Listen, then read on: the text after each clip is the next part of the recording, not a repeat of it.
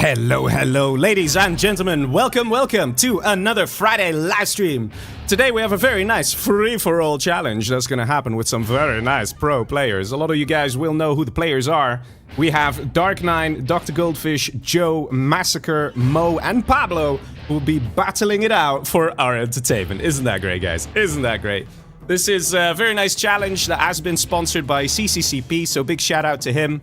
And yeah, it's gonna get interesting for sure, because, ladies and gentlemen, for the first time ever on Legionnaire General's YouTube channel, we're gonna allow chat. Okay, it's not the first time, but it's been like a year or 2 years or 3 years since we've done that. Mostly because chat results in chaos and problems, in like not the good way, in the way of like, it's just not as fun and cool and shit. However, there's a rule, okay? There's a rule. The rule is people can only chat 2 chat messages per match. So, you know, if you say, oh my god, Goldfish stole my army, which inevitably is gonna happen, right? Inevitably that's gonna happen. But you can choose whether you want to write that in the chat or not, and players will then read the chat. However, there's another caveat. People are still allowed to lie. So somebody might say Goldfish has 2 armies. That doesn't mean he has 2 armies. So, you know, as you guys can see, it'll get rather complicated rather quickly. So, but it's gonna be fun, right? It's gonna be fun. So let's see how the players will do in this challenge. We have 5 matches that are going to be played. And it's going to get good, man. It's going to get good. I see in the Discord chat that we have going between the players, they're saying, Massacre, where are you? No Massacre? Well, to be honest, I don't actually mind, because I still got to do some setting up. And I can tell you guys a bit more as well. About this challenge. So we've actually had these players, most of these players before, so their level is pretty much similar, and things.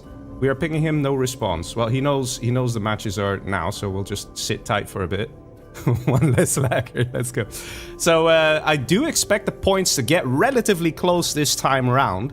And also, because chat is allowed, it's gonna change things up a little bit. So players might just inform one another and say like, hey, you know, Goldfish is doing this, or Dark is doing that.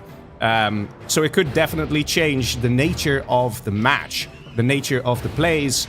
And also, I'm very curious if we're gonna see someone just flat out lying, saying, oh, this guy's huge, attack him, or things like that. Again, you know, chat is just something that can be used. Doesn't mean it necessarily will be used or that it's going to be effective. So, you know, we'll just have to see. We'll have to see. It's almost like a tryout, if it were. But, you know, only 2 messages per match. So it's gonna be nice and cool like that. Like, not too much, not too much. So, you know, I think the limitation of it is a good idea. What do you guys think? Do you think it's good that we're limiting it to 2 chat messages per match? Or would you say, no, unlimited chat all the way? Personally, I'm not a big fan of having too much chat, because then it gets a little more about convincing players to attack each other rather than truly focusing on, you know, establishing a good army and good defenses and good things like that, because you could just otherwise use chat to manipulate the odds in your favor, sort of a thing. But yeah, with 2 messages, you can already do a lot, guys. You can already do a lot. So it'll be interesting to see how it's all gonna go down. I do, in fact, see no Massacre, which is going to make things a little difficult if we're going to play with Massacre as one of the players. He did actually message us like an hour ago, so I'm sure he'll be coming online soon. He actually requested if we could start sooner, which is rather interesting.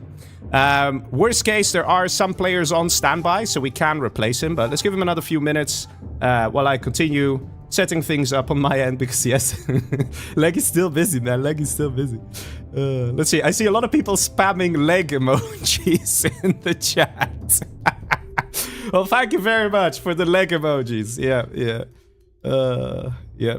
Well, maybe I should create my own leggy emoji, right? Because, you know, otherwise people just spam legs. That's yeah. Well, I mean, a leg is useful, right? My 3-letter name is Leg. You know, that's one of the reasons I'm 4-letter. Just saying. Anyway.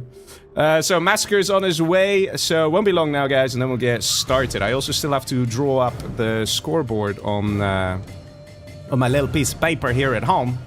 Because, yes, believe it or not, that is literally how I keep track of the points. Because when there are so many things going on, it's always good to have a pen and paper handy, so I don't have to alt-tab out of the game, things like that. Massacre is here! Alright, so I think we're good to go. So I think I'll create. I'm gonna ask the guys, shall I host? Question mark. Let's see what they say to that. Because I'm not quite sure. Well, everybody's joined, which is very kind.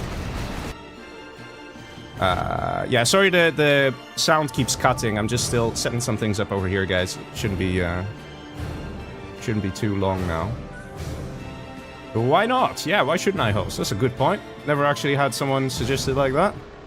Okay. I guess we won't do a lag test and we'll just hop straight into it, which is fine, right? Which is fine. Alright. Okay, so I think I'm set up on my end here. Let's see what they're writing in Discord, the guys. Checking Radmin. Okay, all good. So Mo needs a second. So the first map of choice is gonna be...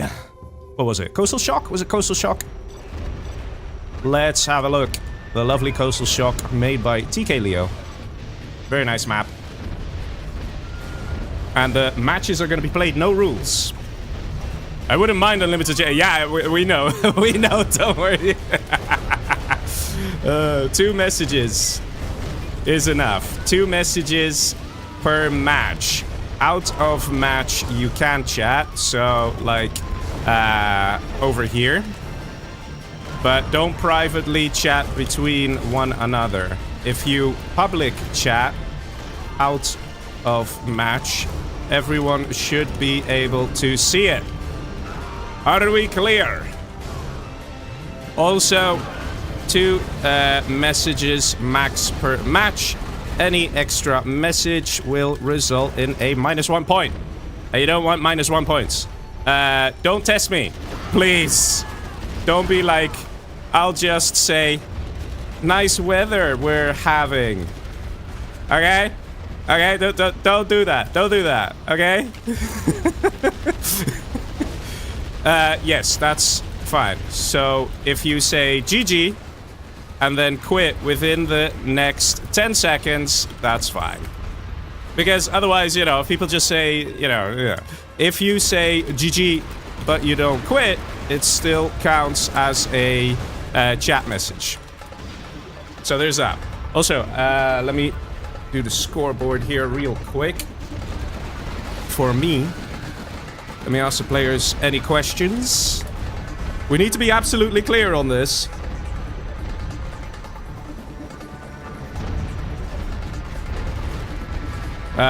Oh, what's the point system? Right. Right, the point system. That's a good point. No pun intended. Yeah, the point system is... Let me open that up real quick on my screen as well. I kind of know it off by heart, but let me just double check. So basically you get 3 points for a win. You get 3 points for the first kill, 2 points for the second kill. And let me just copy it. There we go. Okay. Yeah, let me see if the guys already answered there. Point system. 3 points for a match win. 2 points for coming second place. 1 point for coming third place. First player kill gives 3 points. Second player kill gives 2 points. Third, fourth, fifth player kill gives 1 point. If it's a 2v1, no one gets points, except for if it's the first kill. On the first kill, both players doing the 2v1 get 1 point. And I think that's basically it. No time to camp. Okay. Well, let's see. I think we're good to go here. Players want to get started. I still want to finish off my scoreboard. And I'm sorry, guys. I'm sorry. I had to take care of a lot of shit. Okay, just... Alright, I'm almost done. So I just need to write Dark 9. Dr. Goldfish. Joe. Massacre, Mo. And Pablo. Okay. I made my ghetto scoreboard. Let's go. Ladies and gentlemen, are you ready? Remember, 2 messages. They're not gonna remember. They're gonna be like, oh shit, I forgot about it. Shit. Oh. Okay, they probably won't. They're good. They're good guys. They're good guys. All right. Rules. No rules. Also subscribe to my channel. Oh, what a legend, man. What a legend, Mr. Dark. So good. Okay, ladies and gentlemen, are you ready? Here we go. First match. And where is the Dr. Goldfish? Where is the Dr. Goldfish? Why he no load? This is not good. Man, I was hoping to start now. Fuck. Rather disappointing, to say the least. So we'll have to read. We won't read with the same armies. We'll do random again. So, you know. It would have been nice, though. I kind of like these armies. I love China's, you know. Pablo was normal China there. We all know Pablo's gonna have a great time as normal China. We all know it. Because he would just get a shit ton of elixirs. Because it's Pablo. It's just how he works. It's basically how he operates. Like, when he applies for a job, he says, no, man, I know how to build elixirs. And people be like, damn. We need a man like that in our team. But it's free-for-all, so there are no teams, right? There are no teams. And, yeah, so no goldfish, which means we might have a bit of a problem. Yeah, the other guys restarted. Let me double-check with Radmin here. Let me double-check if I can connect. Yeah, let me double-check, because there have been issues with me connecting with Dr. Goldfish in the past. And I don't seem to be able to ping him, so we need a different host. We need a different host. Can everyone go to Radmin, and ping Dr. Goldfish? And let me know if it works for you. Okay, because that's basically what has to happen here, guys. We need to go in Radmin, see who can actually connect to Dafish, and then we take it from there, because I can't actually connect to him. These are weird things that can happen. Generally, Radmin has no connection issues, but for some reason, I don't know if it's a firewall thing or something like that. Yeah, Joe says timeout. Dark says timeout. In that case, I think it's... In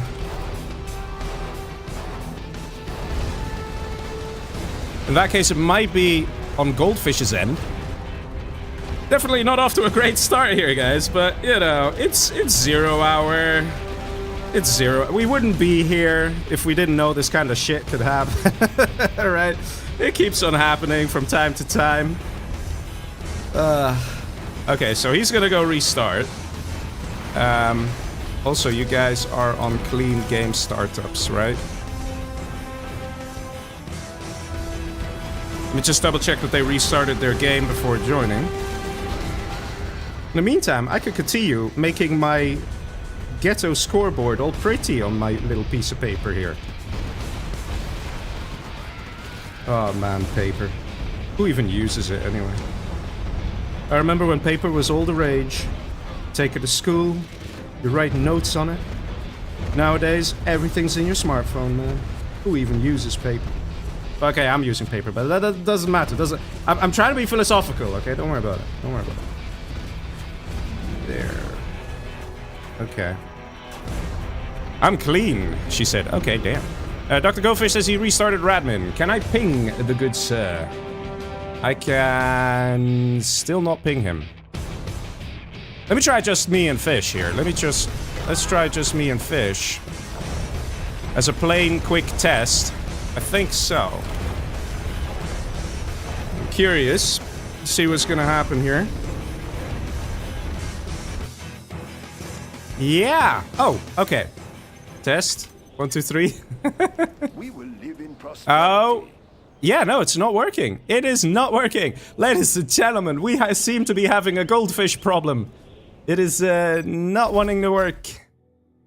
That is pretty bad there. For Mr. Goldfish. Or Dr. Goldfish, should I say. Not good. I cannot connect to him. Now we have a bit of an issue.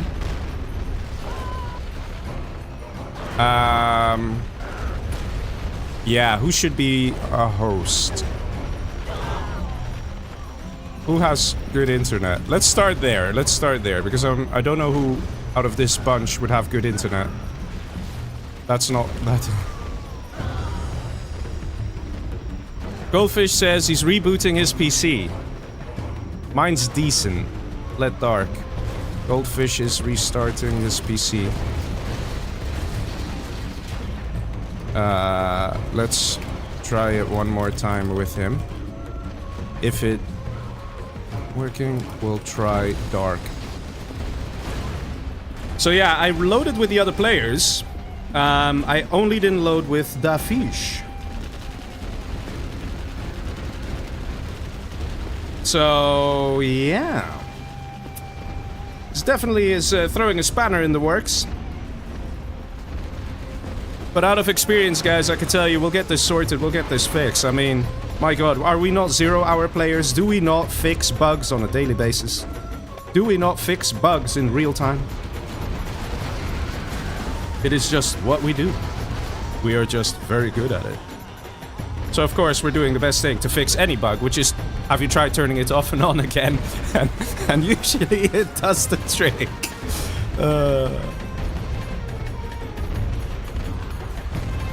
Alright, Goldfish is back already. That was fast. Okay, let me try again with just Fish. Is Fish gonna join? I'm pretty sure I can connect with the other guys.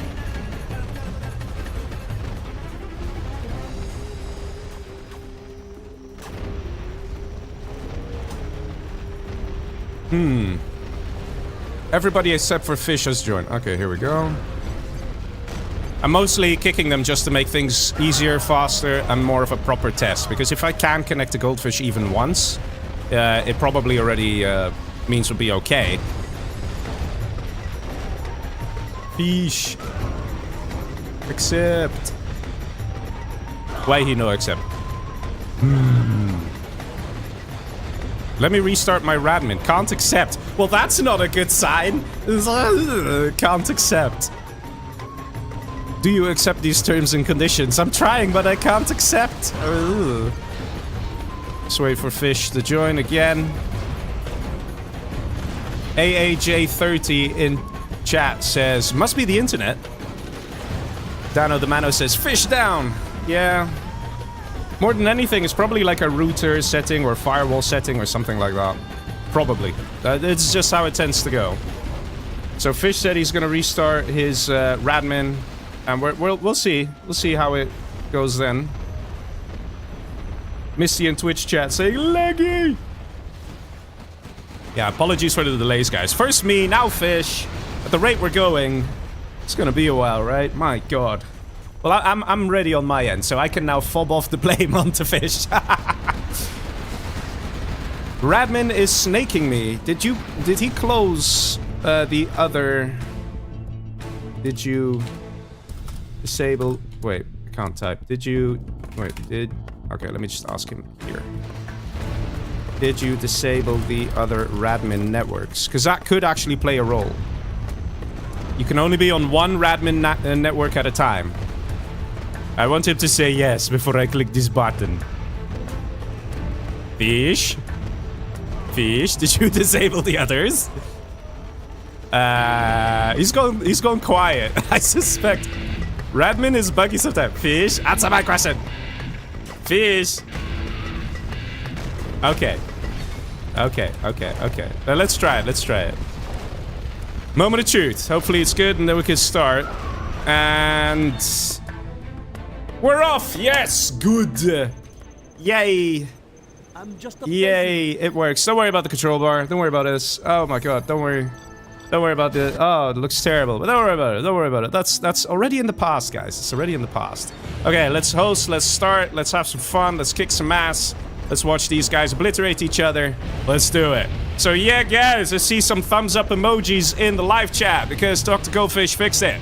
I want to see some thumbs ups. Do it. Do it. I want to see my screen with yellow hands and thumbs up.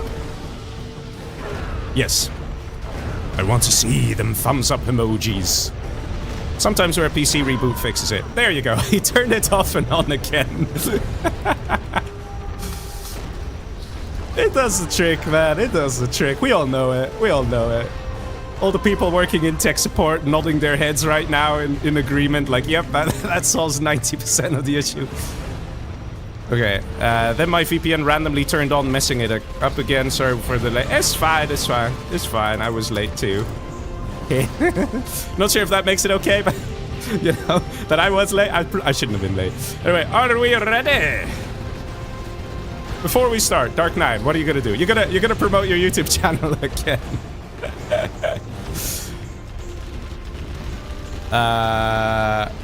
Well, Dark Nine wanted to say something. Oh my god! Terrible. Wait, open him. Joe's not in? Oh, Joe's not in. Okay. Are we ready? Okay, attempt number 3. We're getting there, boys. We're getting ever closer. We're getting ever closer, man. We're getting ever closer. Sweetie Bubbles says, just play DEFCON FFA. We will do DEFCON FFA, but the first map is going to be Coastal Shock, which is a really, really nice map. Alright, the guys are accepting quickly. They want to get started, man. They want to get started, and I don't blame them. Let's have a bit of fun here, guys. Are you ready for the first match? Massacre? Is Massacre ready? Massacre. Massacre! Why you know here? Why you know ready? Massacre. Oh, guys. I want to start. You might want to open him. Normally, it goes smoother. I promise you. I promise you. Normally, the stream setup, all the players being ready. Normally, it goes smoother. But from time to time, we have these little hiccups. I bet you all the people watching tomorrow with all the timestamps, they'll be like, lol, I don't mind. I don't care. It doesn't affect me. Massacre is he online on the Radmin? I think he is. Let me ping him. Let's see if he's online. He's online for me. There he is. What took you so long, man? Okay, alright, okay. Are we ready now? Yes, we do it. Okay, we're doing it. Ladies and gentlemen, first match. Are you ready? We're fine. Well, you're probably ready. You've been ready half an hour ago. But we're here now, and we're gonna have a great time. So here we go. All right, ladies and gentlemen, first match of the evening. We have over here... Where's the... Oh. And now I'm having some other technical difficulties. We have Normal USA here for the green player. That is Joe. I see all the thumbs up emojis. Yes. We have purple player. That is Mr. Massacre. The top middle, we have the Laser General for Mo. On the left, we have the red... I can't actually tell. Some of my screen isn't showing. Pablo, he's the type of USA. I think super weapon, but I'm not entirely sure. You guys can see it. Normal China here for Goldfish. And down below, we have Stealth General for Mr. Dark 9. Ladies and gentlemen, we are finally here. Finally. In the first match. And I honestly don't see anything. I don't see the control bar that you guys see. Which is not useful. At all. Let me see if I can hack my way to get it. Okay. So Pablo was super weapon. I guessed correctly. There. Pablo is super weapon. Alright, let's see. We have a dual spy drone going on here in the base of Massacre. So he's going to be looked at very nicely. Down below we have a worker that was trying to go to the oils of the blue player that is Dark 9. But gets intercepted in the meantime. We see... So Goldfish over here, the orange player is China. He is actually being quite aggressive, wanting to take these oils. On this side, as well as on this side. If he can pull it off... That gives him a mad advantage, like cash-wise, so that would be very nice for him. I hear a TNT charge. Is that on this? Oh my god. He killed a red guard of his own. Probably not the intentions, but anyway. We have an optimistic ranger here from Pablo that is going to get gunned down. We have a laser patriot here. So a lot of the players are very nice and aggressive regarding the oils. The only one who isn't at all is the green player, which is Joe over here. He's like, I'm not going to get the oils. Like, you guys, you snakes, man. You're all going to get the oils anyway. And he's going for a no-eco build in a free-for-all match. Very risky. But, you know, Joe is pretty decent, man. Joe is pretty decent. So it could be... Now, he's just going for the safe cash, not going to lose too much. And he's going to see how it's going to work out, hoping the other players will fight each other. Nice rush here from Massacre, dealing a bit of damage. Slowing down Mo just a little bit. See Goldfish here, 2 dozers.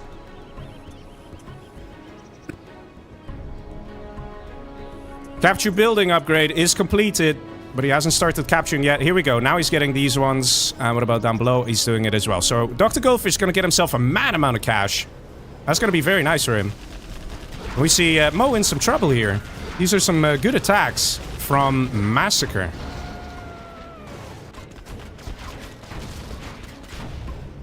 Those are taken out here of Mr. Joe.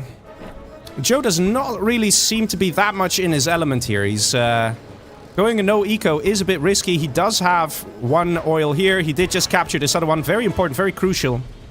But we can see that Dark 9 could actually be very aggressive. Dark 9 scanning here, checking if the oil's taken. Dark 9 now knows there's not that much income for the green player. Dark, on the other hand, also doesn't have that much. He doesn't have these oils. And he does have a capture here, but he has an extra supply here. Joe does not waste any time. And oh, that's a hijacker. Gets the ambulance. That is an interesting choice. Not a bad move there, but this is going to cut off the healing for these Humvees. And these stealth tunnel networks are now going to deal a good amount of damage to these Humvees. And Joe is not going to have a successful attack here and is going to be forced to retreat. Loses one Humvee, loses a second, and loses a third as well. Okay, never mind. The third's just about survived. He got lucky there, but he should get the hell out of there. This is basically a dead Humvee. He needs to retreat. In the meantime, we still see the pushes up top. Radix says, everything fine with the stream. Okay, thank you very much. Yeah, I can see that it's fine for the stream. It's just I can't see shit. Like, this whole bottom section for me is blank. I don't see the control bar, man. So I gotta do it old school. But it's fine, man. You guys know me. I've been around. I can literally look at a match and I have a good idea of what's going on. So I don't need no fancy control bar. Anyway, in the meantime, we see the continued attacks here now on Joe. So Joe's done a bit of damage to Dark, but not really much. He basically threatened Dark, and Dark got a little lucky. He captured the ambulance, and Joe got unlucky that he drove into the tunnel networks, so the attack didn't really do much. In the meantime, we see up top here Mr. Mo still defending. And actually sort of holding. We see one Dozer out. Do we see another? No, we do not. So that's the last Dozer. So definitely a prime target. But we do see an oil and an oil. So there's good income here for Mo. Let's see. Goldfish has been rather quiet. He hasn't really been pushing. He's got MiGs. I think he's just doing some gentle harassments. But he is preparing to do a big push here onto the red player. That is Pablo. Now, it is no rules, so we can see some Super Weapon General Alpha Auroras. It's allowed. It's perfectly fine. So we might see some alphas, and I'm pretty sure when that happens, we're going to hear Goldfish use his first chat message to say Pablo has alphas. Nice kill on the MiG there. And that Dozer, the Dozer. Oh, no, no, no, no, no. Ooh. Wow, that is a level of luck, guys. That is a level of luck here from Mo. Hanging on over there, keeping that Dozer alive. He needs to stop dicking around and get a command center, man. You're not gonna have forever to, you know, rebuild that.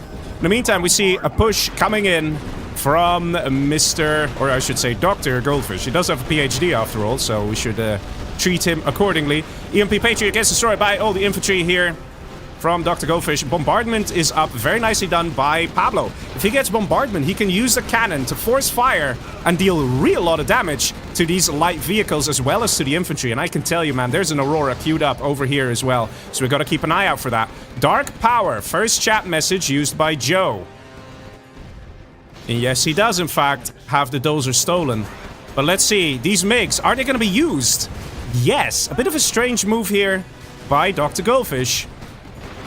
And that is, ooh, one Dozer down, one remains. Sadly, only power. So that's a message used by Dark.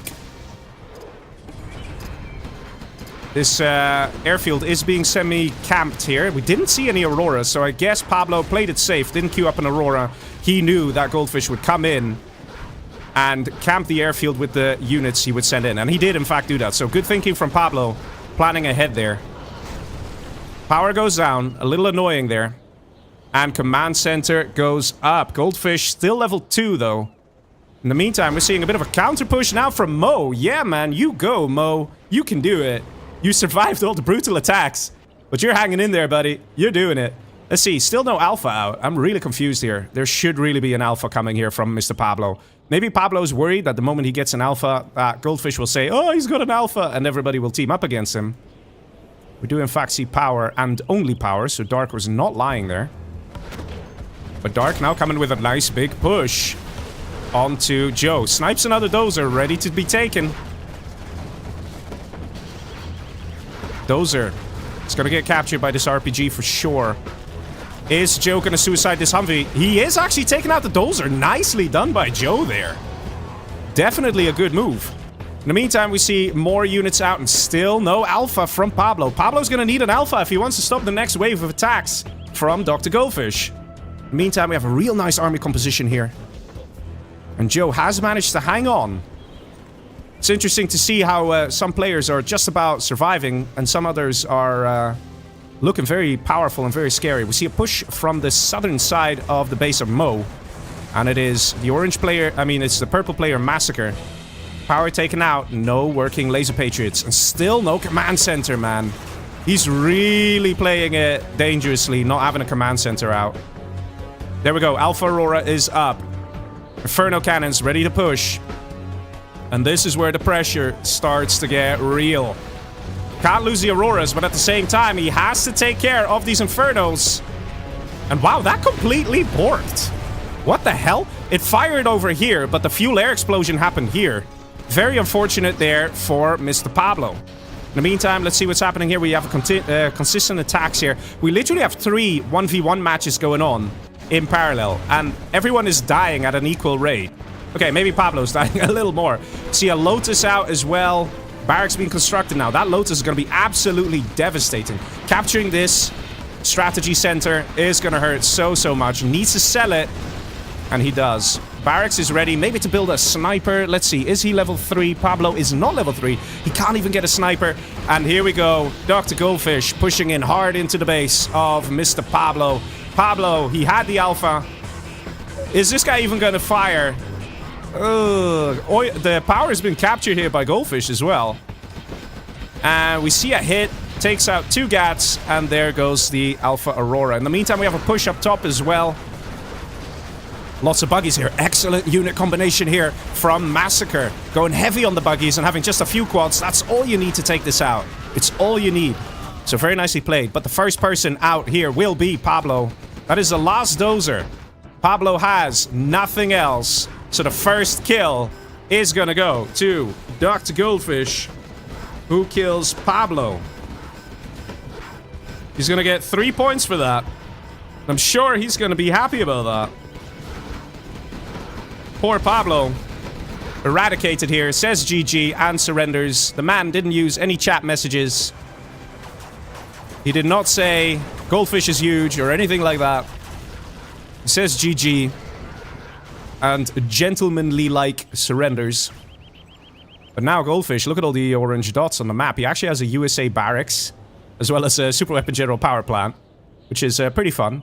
He doesn't have a USA supply center, though, which, knowing Goldfish, that's what he wanted. So he could use Chinooks to drop dragon tanks around the map. But he doesn't have that. He does have this. He can laser lock with these missile defenders, so it's still, it's okay to have. Next player who's going to be eliminated here, looks like it's going to be Mr. Joe, dying to a Dark 9. Dark 9 with the consistent attacks, the consistent harassment. Not much left here. We see an 810 that's going to be called in. We see Joe a little desperate to try and hang on, to try and survive. Lol, he just killed his own Humvee. Poor Joe, man. Poor Joe. Yeah, he started a little on the slow side, I think because he didn't take the supplies that were here, and Dark actually took them as well, so that's quite interesting. Dark, did he steal army? Not yet, he's still only on the 1 power plant. Dark at this point in time really needs to make it a priority to steal this Dozer. If he wants to win the free-for-all match, he should recognize that as stealth, he's going to be too weak. He wants to have a USA, because he can build Crusaders, he has a strategy center then. It is an important thing to do as a stealth general, especially if you don't know what you're up against. Having a USA army is amazing, especially normal USA. The best army to steal is laser, but USA follows suit right away, so the normal USA definitely worthwhile stealing. Massacre continuing the push here onto Mr. Mo. Mo really in some trouble here. Mo would need something like a Burton to deal with this. Jarman and a bike coming out of Massacre. The The first nuke silo is up from Dr. Goldfish. Dr. Goldfish ready to push in here on Mr. Mo. Is that going to be an attack here? Yes, it is. Mo is going to get taken out here. It is going to be a close call. Wasted your time and no kill. I'm kind of inclined to believe Mo here. I mean, Massacre didn't have much. I mean, Mo didn't have much. But he was still alive and kicking. If Goldfish didn't come in with that army, I don't think that it would have been such an easy clean kill for... Well, okay, he does have a big army. I don't know, man. It's a close one. It's a close one. Should the point here go to Massacre? Massacre wore him down. But there was still a bit of a unit composition, a bit of an army. I don't know. It's a tough one. It's a tough one. I'm not sure. What do you guys think? Was this a 2v1 with Goldfish coming in?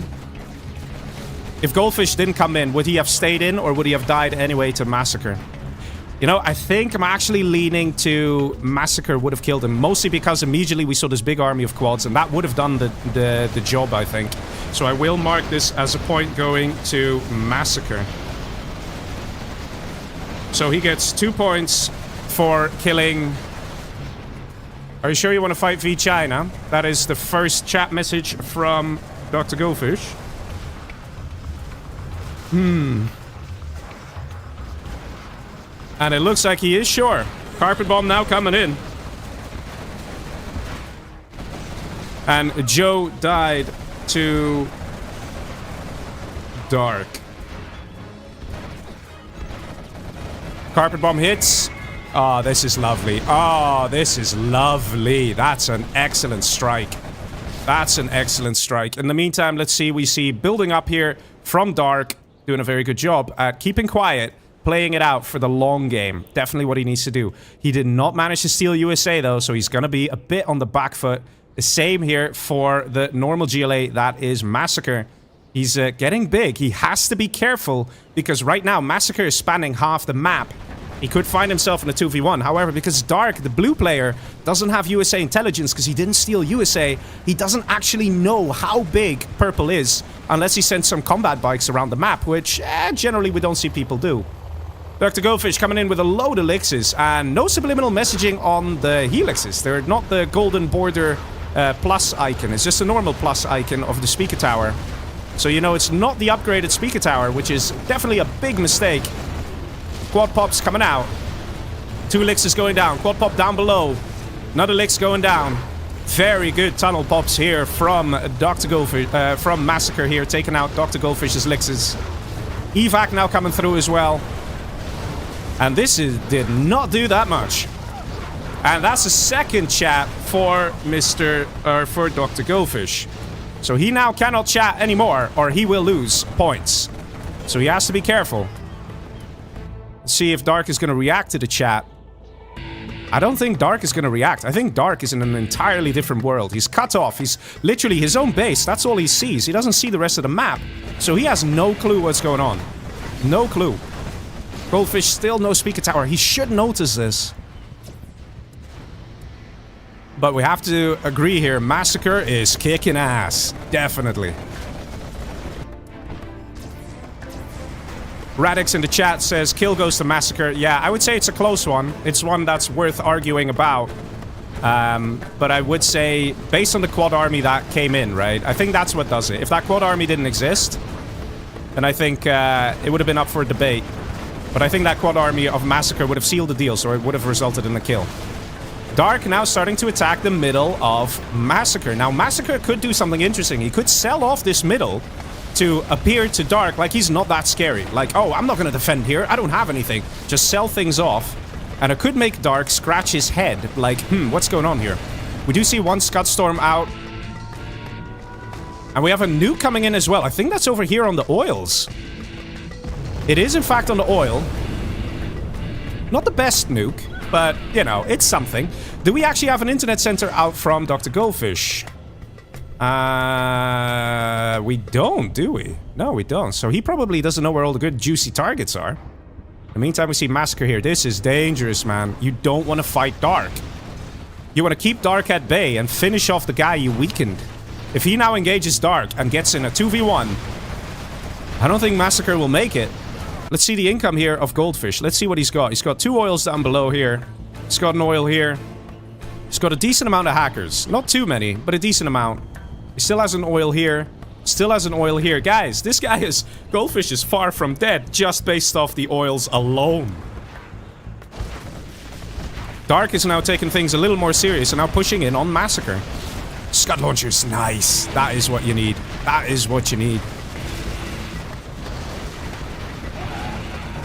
And all this fighting between Dark and Massacre is really gonna benefit Goldfish. Because his income is still pretty good. Let's see, it's 7k per minute. Which isn't the greatest, but it's still not bad. You know, if that's like, what, 10 hackers per minute he can build. And we now see an all-out attack here onto the stealth general that is Dark 9. Is this a mistake? Can Massacre do this? If Massacre focuses Goldfish just a little bit more for a little longer and just takes out all the oils, just go around, I don't know, use bomb trucks, just kill that stuff. It would cripple Goldfish so much, and now Goldfish is being given a lot of time to bounce back into this match. And if it's someone who can bounce back, we all know it, it's Goldfish. It's literally one of his main strengths as a player. That being said, he does have a very tight base here, and we do have Scud Storms, so, you know, there's that. Only one super weapon from each player. Might be increasing relatively soon. I hope I didn't enable limit super weapons by accident. We're not seeing any other super weapons, though. Anthrax Bomb coming in here. Sneak attack. Where's the sneak attack? Where's the sneak attack? Oh, in the back here. Oh, man. This should just get sold right away. Where are the Scud launches, man? Oh, my God, he's pushing. This is not what you do. This is not what you do. Anthrax Bomb did drop over here. It's a nice hit. It's definitely a nice hit. But this is not what you do. Scud Launcher now firing, and that's going to be a good hit. Oh, man, look at that destruction. Gorgeous stuff. That's what we like to see. Scud Launcher is just so powerful, and this is another problem that Dark has. He didn't steal USA. He cannot build Avengers. So each Scud missile will simply hit its target. And Dark, although he might not be as powerful and as mighty as Massacre, Dark knows how to defend. He knows how to hold back these attacking forces. In the meantime, Goldfish, very much trying to reestablish himself. He's getting an internet sensor. He's got first spy satellite upgrade because he's like, what's going on? I've been left alone this whole time. And look at this. He is, in fact, being left alone. Goldfish on 3.4k. And now his income per minute has grown by roughly, what is that, 30%? It's on 9.3k per minute as opposed to 7k per minute. So Goldfish is bouncing back. If every few minutes he increases his income by 30%, I'm sure you'll understand that that's a big problem for the other players. Dozer stolen. Goldfish cannot say anything in chat anymore. He's used 2 messages. If he says something in chat, that will mean a minus point for him. So he cannot say, oh, this guy stole a Dozer. Can't say that. And of course, having power is very important here. Very, very important, because it allows Massacre to build units roughly twice as fast. And it allows him to build buildings twice as fast as well. Might see Goldfish springing into action here. This might worry him a little bit. And we might see those elixirs coming in. Maybe some general powers. Maybe some things like that. Second spy satellite is ready. And the first Scud Storm of the match is flying, boys. Let's see where this sucker's going. It is going, oh, not for Goldfish. Actually for Dark. Even though Goldfish's base is so tight. It's going on Dark. On the oils, and doesn't get the Anthrax plane. Ooh, it almost got the Anthrax plane, and somehow the oils survived. And I can tell you guys why that is. It's because he didn't upgrade Anthrax Beta. Anthrax Bomb being dropped here to slow down this attack on this side. Very nice. And Dark now attacking on this end. So basically, guys, one thing to know. When you are playing Scud Storm Warfare, get your Anthrax Beta. It increases the damage of the Scud Storm, especially with the splash damage aspect. In that case, both these oils for sure would have died. And now these two things are going to produce 1k per minute each for Dark, because they haven't been destroyed. Dark now sees the power has been stolen. The army here belonging to Mr. Massacre There's a rebel here who still hasn't captured this oil. This also still belongs to Dr. Goldfish. And like I said, I don't think Massacre can handle the 2v1. And it looks like my prediction is correct here. Dark is playing this very well. He is hanging on very well, even though he has an army disadvantage. Got that second Scud Storm. Oh, wait. Ooh. There we go. On to the production. Very nice Scud Storm from Dark on the production here, cutting off the arms dealers. And that is going to mess up Massacre real big. There are two targets, two key targets whenever you're playing late game FFA. It's either production like arms dealers or black markets like secondary eco. If you cut off a player's secondary eco, he cannot build units. And if you destroy his production, he also cannot build units. However, going for production is always more aggressive because it means you have limited time. The moment these buildings are reconstructed, they will start producing units again. So it kind of gives you a very small window of a very effective cut, a very effective hold of them producing new units.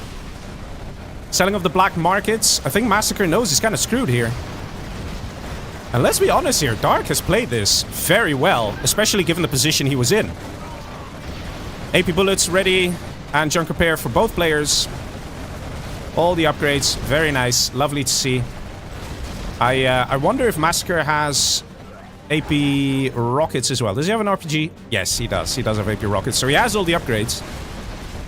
And Dark is completely obliterating Massacre here. Completely.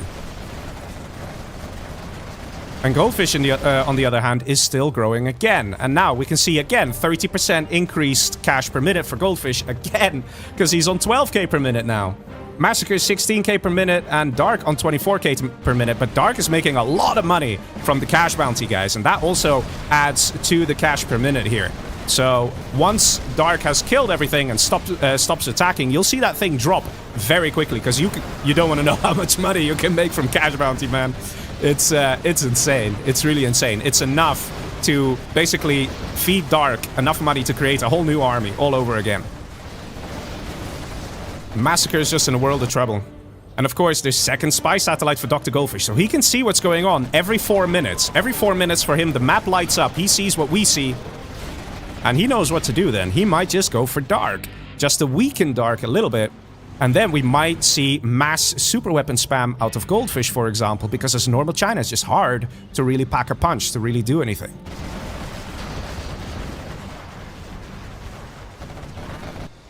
Dark still has that power plant from the beginning. Also a very crucial target for Dr. Goldfish. We see the camo netting has come through here, so these scuds are made invisible. So the other players don't know where those scuds are, because they didn't beacon them either. And Dark, with the good micro here, taking out so many units, man. So many units. He might not have a positive KD, but he's just pumping out more stuff, and he can just overrun the player that is Massacre here.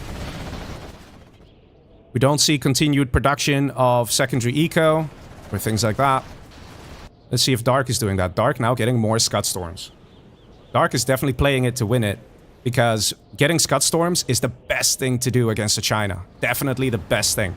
Because look how close this base is. One Scud Storm here, you wipe out everything. One Scud Storm here, you wipe out everything. Anthrax Bomb now cutting off the attack of Dark. Yeah, he's gonna lose these squads if he's not careful. And he lost them because he's not careful. Sneak attack now in the back of the base, next to where all the markets are, is taken out quickly by Massacre. So Massacre is doing a good job defending. And the longer this battle goes on between these two GLA players, the stronger we'll see Goldfish become. And I'm just waiting for that mass super weapon spam, because, guys, it will be coming. It's not an if, it's a when. Because as normal China, you simply cannot win it with just these units in a no-rules game. Those Scud Storms are going to be ruthless. You gotta take those suckers out. We see a counter push now coming from Massacre. He knows the Scud Storms are somewhere here. He just needs to find them. Does he have a radar van scan available? Oh, boys! No way! Is this gonna go right here? It actually will keep the Scud Storm alive because it's the Scud's own missiles. And this is a really interesting bug, because look, the Scud doesn't take damage from its own missiles. And clears the whole army. Excellent fast thinking there from Mr. Dark 9. Lovely to see that. Let's see. Scud Storm now firing from the top. And it is gonna go down. And Goldfish is laughing, man. Goldfish is laughing. He's seeing these guys fire away at each other. And still no Anthrax Beta. If there was, this would have gone down, this would have gone down, and even this would have gone down. Massacre making mistakes. Dark Knight just wrote fish. Dark Knight already used... That's a third message there, Dark. That's a third message. I mean, it is kind of obvious that he's talking to fish. But Dark already wrote in chat once before, and he just used 2 messages. One message was just saying fish, so I think we can let it slide. Because, you know, fish is literally the other player. He's obviously not saying it to Massacre there. But he is saying, hey man, I need some help. And we see, look at this, very clever from Goldfish. He's scanning the map with a suicidal MiG. He's looking around, seeing what everyone has. Just wants to be on the safe side, wants to be sure, not that he's attacking Massacre who's actually winning. And this is what I said before, chat is important in these kind of games. But people can lie, and Goldfish now just wants to verify. Now this, when he sees this, Fish will be like, okay, this looks rather scary. This player looks scary. But on the battlefield, it's actually Dark who's winning. It's Fish's... the best thing for Fish would be to shut the hell up and keep building and keep growing. Fish now on 18k per minute. And it won't be long before his income is going to be even greater than that of Dark.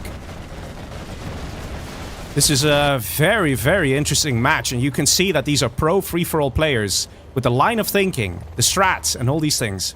I'm just waiting for that mass nuke spam. It will be coming, guys. It will be coming. But Fish is assessing the situation. Sees that both GLAs are not exactly dangerous yet. Like, there's not one that's absolutely huge. Fish can actually fight one of these guys head-on-head, one-on-one, and it won't be a problem for him. And what he needs is these guys to keep attacking each other, keep wearing each other down. And then he will come in with massive Licks armies, massive tank armies. Finally got subliminal messaging. Thank you, dude. And he will also start getting a mass amount of nukes. Guys, my money's on Goldfish for this match. Just telling you. Let's see if it's actually going to run true.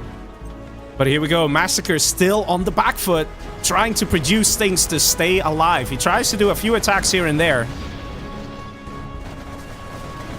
Targaryen says, and that's why Fish needs to spread his hackers. They're pretty well spread, I think. They're pretty well spread. They should realize how big Fish... You're not supposed to be obsing! No ops, please. To avoid mismatches. But yes, Fish is getting pretty big. But yeah, with like 4 Scud Storms, you can wipe out most of the income. You can hit one here, you can hit one here, you can hit one here. You can maybe hit one here. And you can really take a deep cut out of that income of Dr. Goldfish. But look at these guys, they're just stuck. They're perpetually stuck. And even though Massacre hasn't actually used chat yet, he could actually tell Dark, dude, stop. There's Goldfish still in the match, and we haven't attacked him for a good 15 minutes. Okay, that's a good reason to stop, because Goldfish, man, he is the king of comeback. You do not leave that guy alone, especially not for long periods of time. And he's already on 21k per minute. Look at that cash. 21k per minute. It's insane. In the meantime, though, Dark is making some headway. He is actually starting to take out Massacre. So he might just choose to finish him off, guarantee himself second place, and also get a point for the player kill. There is not that much left for Massacre, but he's still in it. He's still in the game. If, I don't know, if Goldfish came in and attacked Dark right now, it's not like I would say, oh, it's an easy, definite win, like player kill for Dark on Massacre. Massacre still has production, still has a decent amount of income, has a Scud Storm. Okay, he's building a CC, still has power. He's still in it. It's just that Dark has destroyed all the defenses, destroyed a lot of the production, is well in the base. But he hasn't done the final blow. He hasn't done the decisive kill here. His decisive attack. That's still lacking. And Goldfish might use that to his advantage. We might see the units getting ready to attack Dark. Look at them amassing down here at the border. That's how you know it's going to be an attack. These Lixes, they were up top here on the left, but now they're down below. Let's see if we're going to see some nuke spam. We also have a lot of Scud Storms out of Dark, making him extra scary. Right about now is when I would suspect we'll start seeing some nukes. Right about now. Not seeing that yet. Dr. Goldfish Oh, he's clearing the tunnels with neutron shells. Oh, man. And here we go. The attacks are coming in on Dark 9. Can he hold the power of Goldfish? Anthrax Bomb moving in. No new cannons here. Carpet Bomber as well. Artillery Barrage. Everything's coming in. The Lixes are flying. The full armada of Dr. Goldfish. It's actually a Scud Storm that launches here. Lix is flying in, trying to deal some damage. What is going to come in here? Is it another Scud Storm? Is it? Is it going to take out those Lixes? No, it was an Anthrax Bomb, I think. Oh, just missed the Lixes. Ended up scudding himself. Dr. Goldfish coming in. Really strong and powerful here. Force fires the Scud Storm. In the meantime, we see these Overlords in the base. Let's see, do we see any nukes, though? There are no nukes going up. Definitely confusing here. Goldfish, at this point, he's committing to the attack. He's committing to the push. He needs to have a solid attack here and completely wipe Dark. Or else it'll be over for him. As soon as these Scuds start to fire again, Goldfish can still lose it. In the meantime, we see a push up top from Massacre. Dark in an insane amount of pressure here. He has to get rid of these armies. He has to get rid of these Lixes. We're not seeing him producing Stinger sites either. Okay, over here, but you need more than one. Dragon Tank here, Flame Wall guarding, and just like that, Dr. Goldfish coming in so strong and annihilating the entire enormous base of Dark 9. Massacre might not even realize this is happening. I'm sure he heard the nuke that hit, and I'm sure he's noticing the Scud Storms are disappearing. But he might not know the scale at which Goldfish is performing this attack. In the meantime, we still see more Dragon Tanks here, but there's still a lot of units. The units are up top. Is he actually going to continue now and engage Massacre? Why are these units up top? Are they going to go to Dark or not? Still a lot of Lixes. And a vetted quad. Oh man, this is going to deal a lot of damage. Goldfish, AFK on his Helix arm. He's going to lose everything here if he's not careful. Also, bad micro here from Dark. Why is he not shooting at the Lixes? There we go. Firing away. Got a donation coming in as well from Ahmad Alwadi saying, thank you for everything you've done for the community. Well, thank you very much. I hope you enjoying the match. Because I have to say, man, this is one intense game. Look at Goldfish, man, coming in with them flamers. Destroying and obliterating everything. He is, in fact, pushing middle now. Anthrax Bomb has come in. That's Dark's Anthrax Bomb. And this new cannon, if it dies... Oh, no, he killed his own Overlord to get rid of the Anthrax. Very nice there. If you force fire an Overlord on where the Anthrax Bomb hit, you can actually clear the Anthrax because a little bit of radiation is left behind. And that cancels out the entire Anthrax Bomb because it's a bit of a bug. And Dark 9 now very, very screwed. We have to continue to push here from Mr. Massacre on the right side. We have an attempt of a sneak attack. Is that going to yield to anything? It's not really going to do much, I think. Maybe it's just a bit of a scare tactic. More Dragon Tanks coming in. Dr. Goldfish proving once again why he is the comeback king. And you got to be so, so careful of this man. We have a random rebel. Now, this is just very cute. Very optimistic there, Dark 9. But he is getting utterly destroyed and obliterated here. Definitely painful for Dark 9. Do we see Massacre continuing the attack? So far, Massacre hasn't done much. So I would say, if the attacks continue from Dr. Goldfish and take him out, it will be a kill for Dr. Goldfish. If, on the other hand, we see Raider Vans coming and big chunks of units coming in and preventing things like this production going up, then it would definitely be a 2v1. So Massacre looks like he's playing it honorably and moving back home to base. He knows what he has to do. He is going to have to prepare to fight Goldfish. And the only way he can do that is with a lot of Scud Storms, of which he's building none. Why you do this? Why you do this? And this is how you can tell that Massacre is a Pro Rules player. Because super weapons, right now, delicious. Would absolutely obliterate Dr. Goldfish. Another Scud Storm comes in from Dark to try and clear these units. Kills all the Dragon Tanks, but that's a Scud Storm gone, man. Beacon on the Scud Storm. If, for example, that Scud Storm, let's say, hit over here, the damage would have been catastrophic, and there would have been a good there would have been a good chance that Goldfish would end second place because he wouldn't have the income to fight Massacre. Now we see the things reversing where Massacre is sitting back and building, and yes, he's getting those Scud Storms. And for those of you wondering, yes, we have a stream delay. There's no way that Massacre could hear me say these things. It's just, you know what the pro free-for-all players will do. You just know it, and then they do it. It's a beautiful thing. I don't know how to describe it. It's like, you just have a feel for it, because you know that's the right decision, and they know it as well. So Massacre definitely doing the right thing. These Overlords are going to be a real problem. However, there's going to be one big ace up the sleeve of Mr. Massacre, and that's the Scud Launchers. Scud Launchers will obliterate these armies. So, like that, Massacre, the purple player, actually has a decent chance of coming in first place in this match. But Dr. Goldfish definitely being ruthless here. Definitely ruthless. Mohammed Jassim in the chat says Massacre has power, but not building the right units. Well, he's got a war factory, he's got an internet center. Absolutely crucial. Because like this, you can get spy satellites and figure out where to strike with the Scud Storms. He'll see where the hackers are. And Dark 9 surrenders. Dark 9 surrenders. That is a kill for Goldfish. That is very nice for Goldfish there. And the Scud Launchers coming in right away. Dark 9 also coming third place. Getting 1 point for that. Oh, Dark, man. Nuke now coming in, I think over here. And we see a Scud Storm firing away. Where's the Scud Storm going? Scud Storm going right on the hackers. This is what it's about, ladies and gentlemen. The nuke, in fact, hits the Scud, but it's this Scud right here. This one that is going to be absolutely devastating for Goldfish. Watch his cash per minute go down after this strike. Absolutely gorgeous.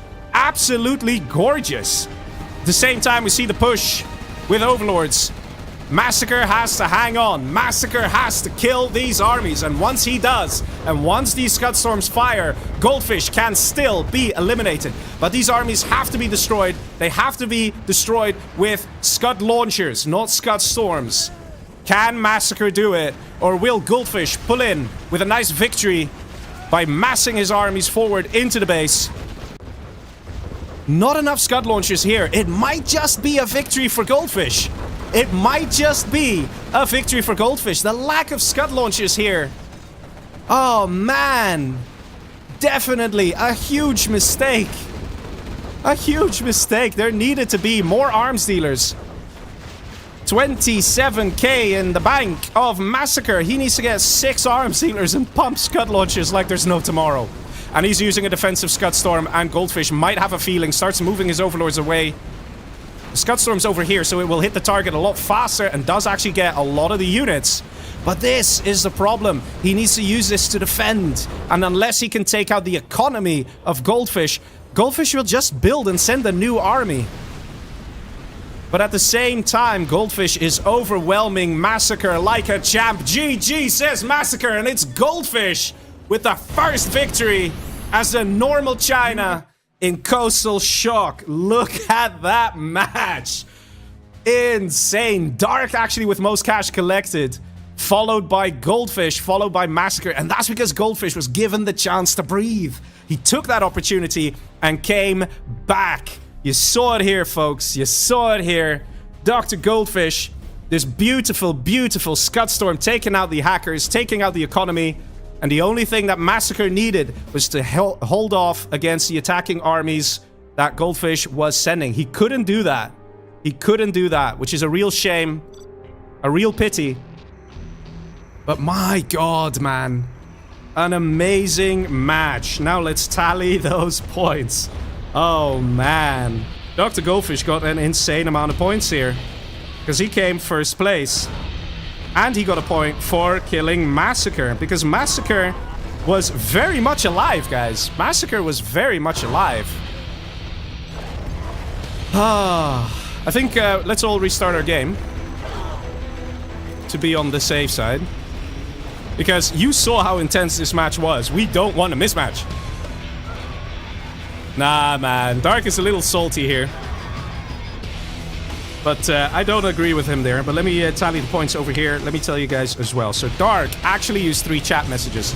Let me tell him Dark 9.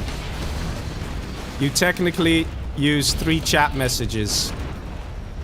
So you should get a minus point. So be careful with your chat messages. I'm gonna be nice this one time and not count it. I told you, no fucking around. So, no fucking around. But I'm gonna be nice, and this one time I won't let it count. Because you said fish, and, well, you were obviously talking to fish. Just let this be a warning to all. I am a very vicious. Wait, how do you spell vicious? Vicious? Vicious? Viscous? I don't know. Vicious. On this. I don't know. Fuck it. Fuck spelling. We're here for 0 hour, not for spelling. Autocorrect doesn't work in this game. Anyway. Everyone restart their game, please. In the heat of the moment, I have to type like that to be fast. No, Dark. No. No, Dark. No. Bad, Dark. Bad. Sprays water on Dark. Everyone, restart your game, please. Yeah, exactly.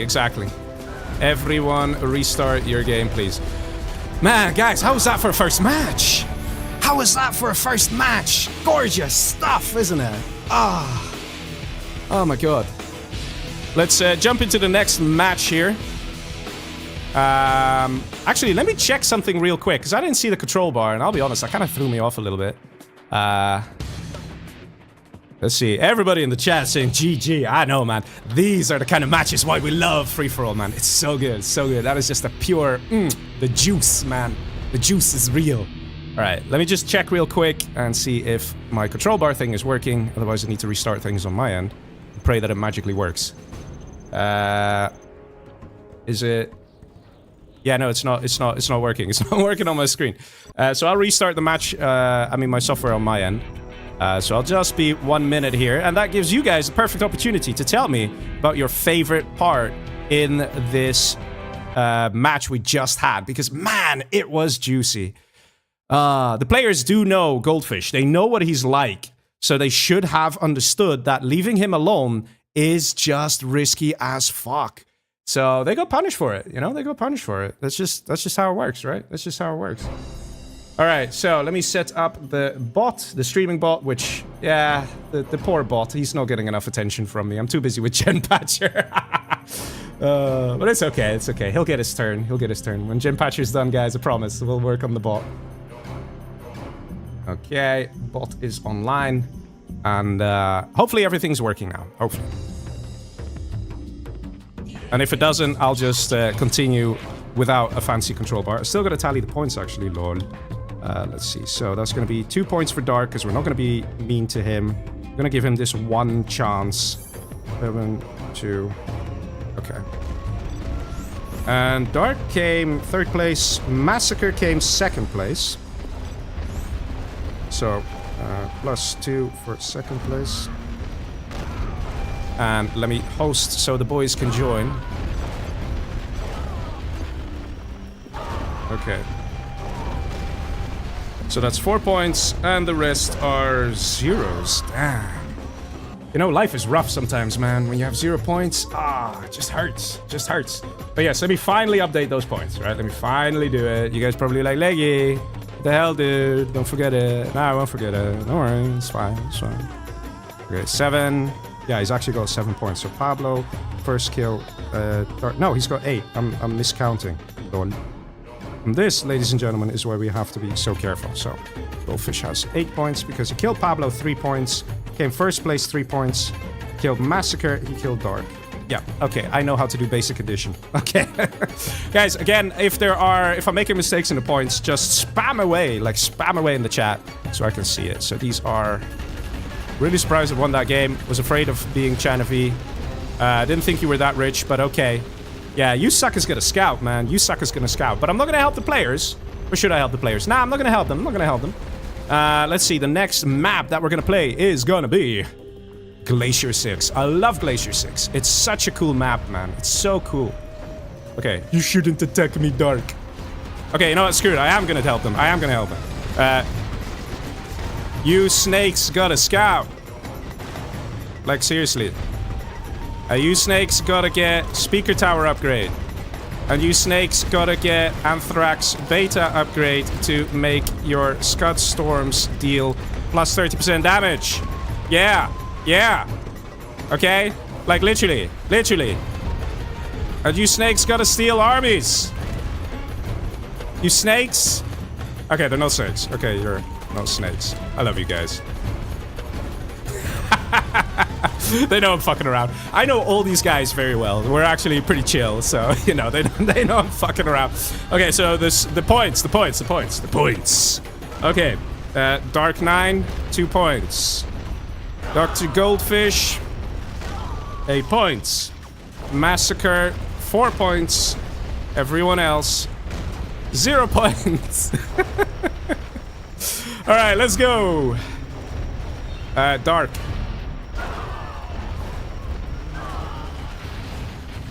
Wait, Dark -2. Oh, lol. Dark -2 points. I was 2v1. That was a close call, Mo. Massacre about to come in with an army anyway. So if Goldfish didn't exist, I suspect you would have died within next minute anyway. That's why I gave the point to Massacre, no other reason. If he didn't have an army ready and on standby... no, it wasn't actually even on standby. If he didn't have an army ready, it would have been a 2v1. Massacre says thanks. Goldfish even says, yeah, sounds fair. It's in Goldfish's best interest to argue against it and be like, no, no, no, it should be 2v1. Because now, essentially, Massacre gets 2 points. But yeah. Alright, ladies and gentlemen, here we go. And we have an Air Force. Ooh. We have an Air Force, ladies and gentlemen. Are you ready? We have a Nuke General over here for Dr. Goldfish in the orange left top. Up the top center, we have Dark 9 as Toxin. That is a pretty nice army to have as well. Got a Laser General here, top right for Mr. Pablo. Down below, we have Air Force General for Mr. Mo. We have Super Weapon General for Massacre.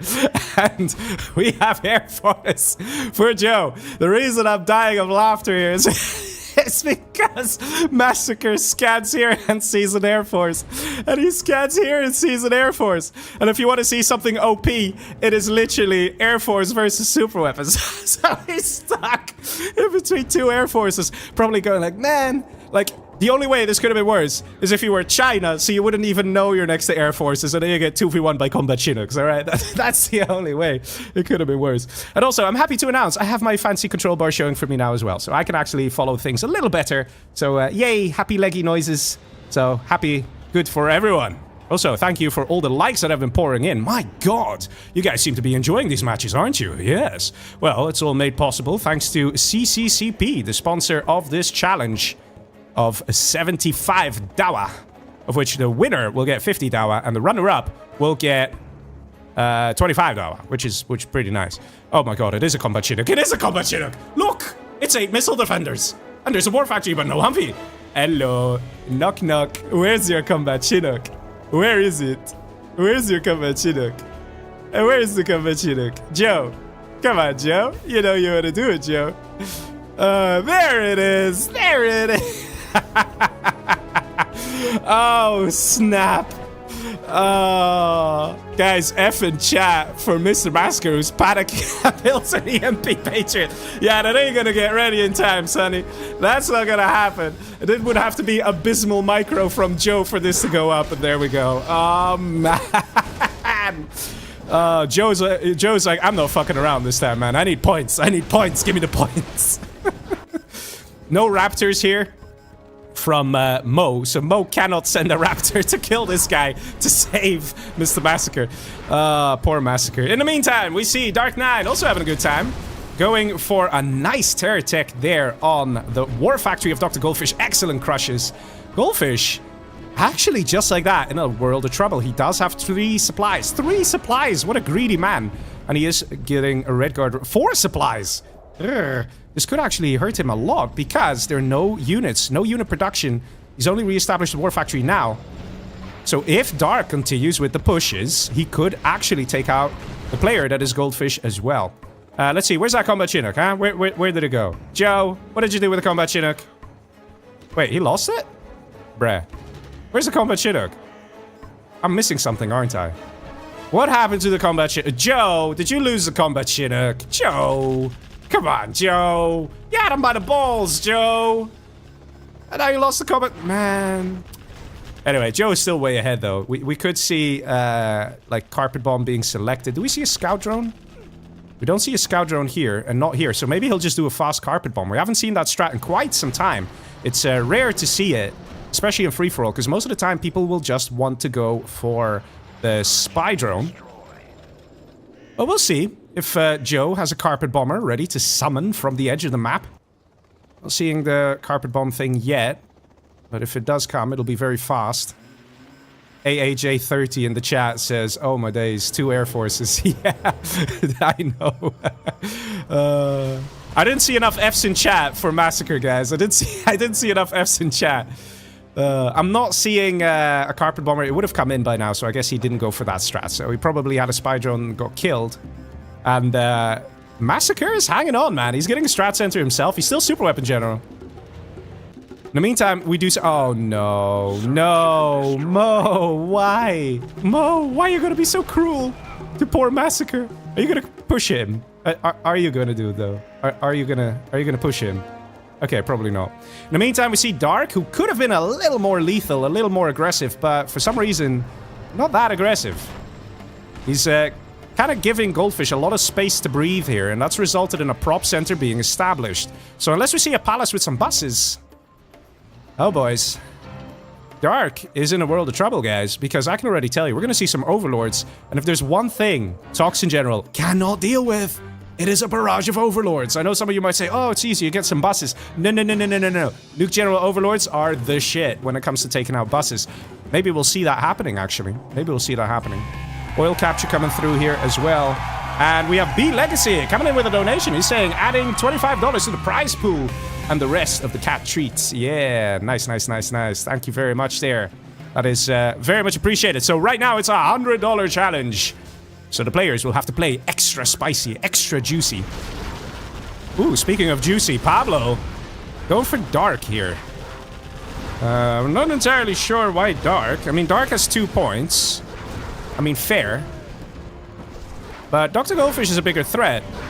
Now, it could be that Pablo wants to take out Dark to make sure that Goldfish can't take out Dark. I mean, that's a strat. It is a strat. And Palace is 96%. It's not getting completed. A weird misclick happened. No! Dark! No, you...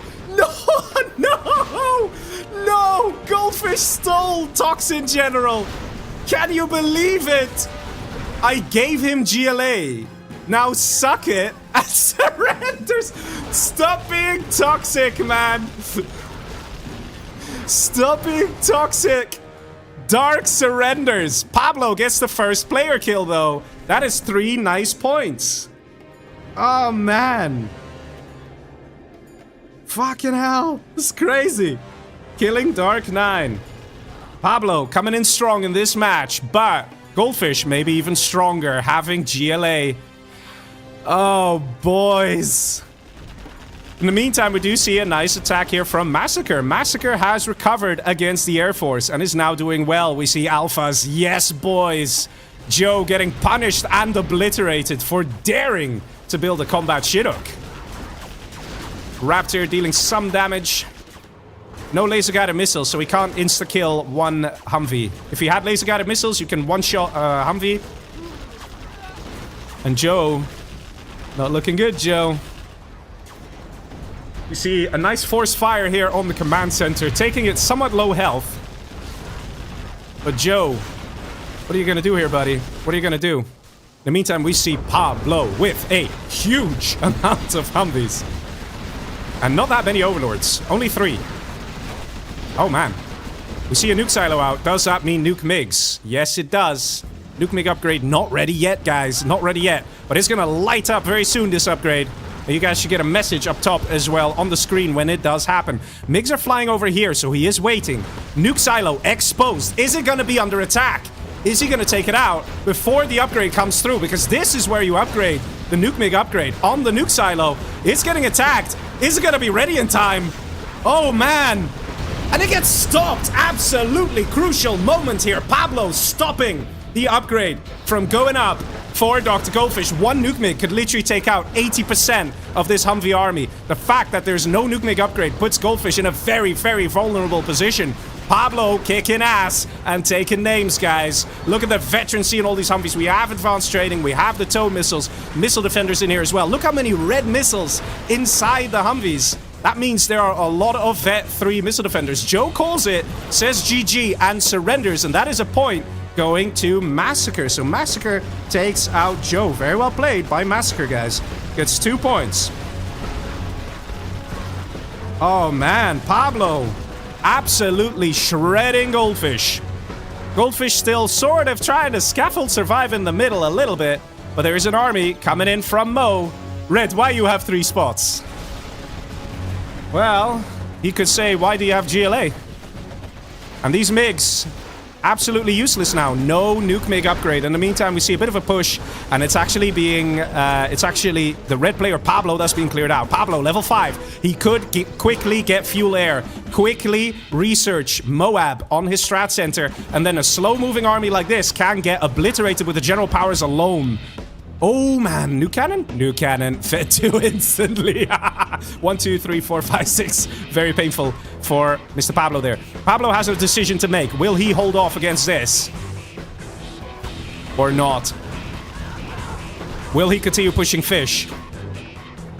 Pablo spending his general points. He could just ignore this army and wait for Moab. He could do that and just focus on Goldfish. Probably the best move. We saw what Goldfish was capable of in the previous match. If you leave this guy alone, he will bounce back, even in this position. You don't want to give him that chance, that opportunity. And again, he didn't get subliminal messaging. Goldfish, what the fuck, man? I even told you, get subliminal messaging.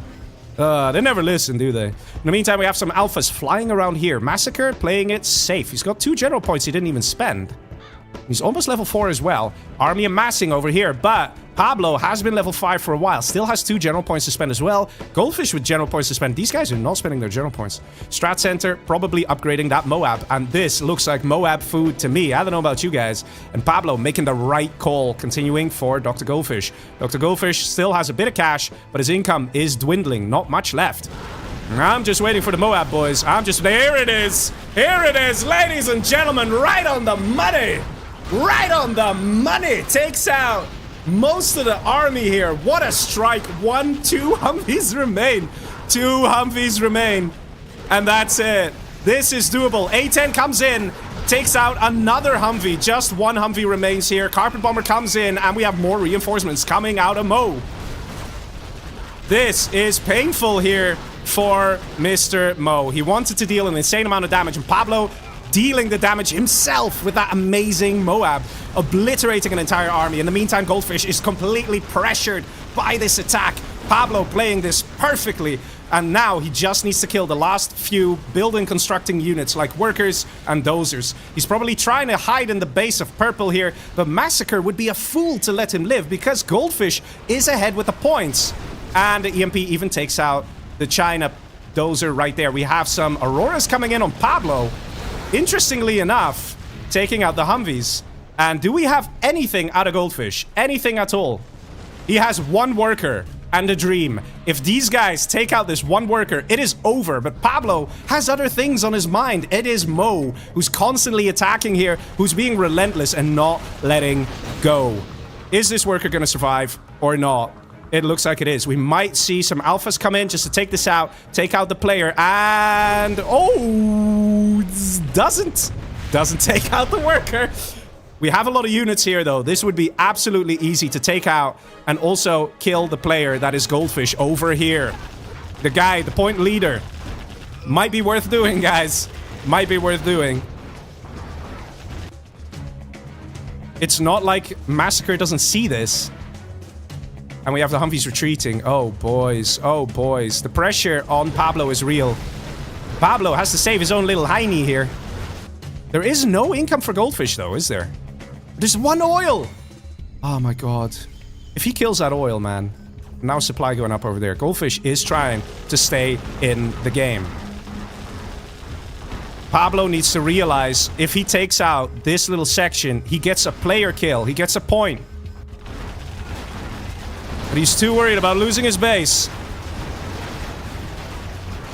Oh, man.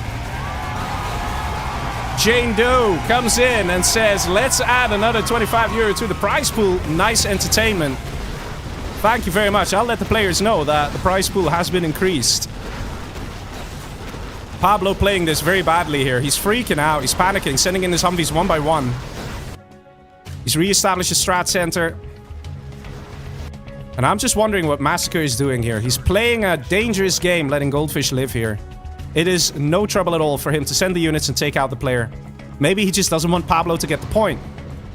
Leaflet comes in here from Mo. Absolutely misses the target. Mo, on the other hand, is not that powerful. He might want to offer peace to Pablo because there is a giant, absolutely giant super weapon general who has Alpha Auroras, who has an amazing income, an amazing army as well. It is in the best interest here for Mo to just accept peace with Pablo, focus on taking out Goldfish, and then together fight against Massacre, who already has the second most points so far. Oh god, a Moab coming in now from Cyan, from Mo. Oh my god, this is gonna hurt so much. Is he gonna dodge it? It's a fuel air. Never mind, it's a fuel air. That is not so bad. A fuel air is kind of shitty. You have to drive into it like that. And somehow, Pablo's holding on. Mo's income per minute is a lot lower.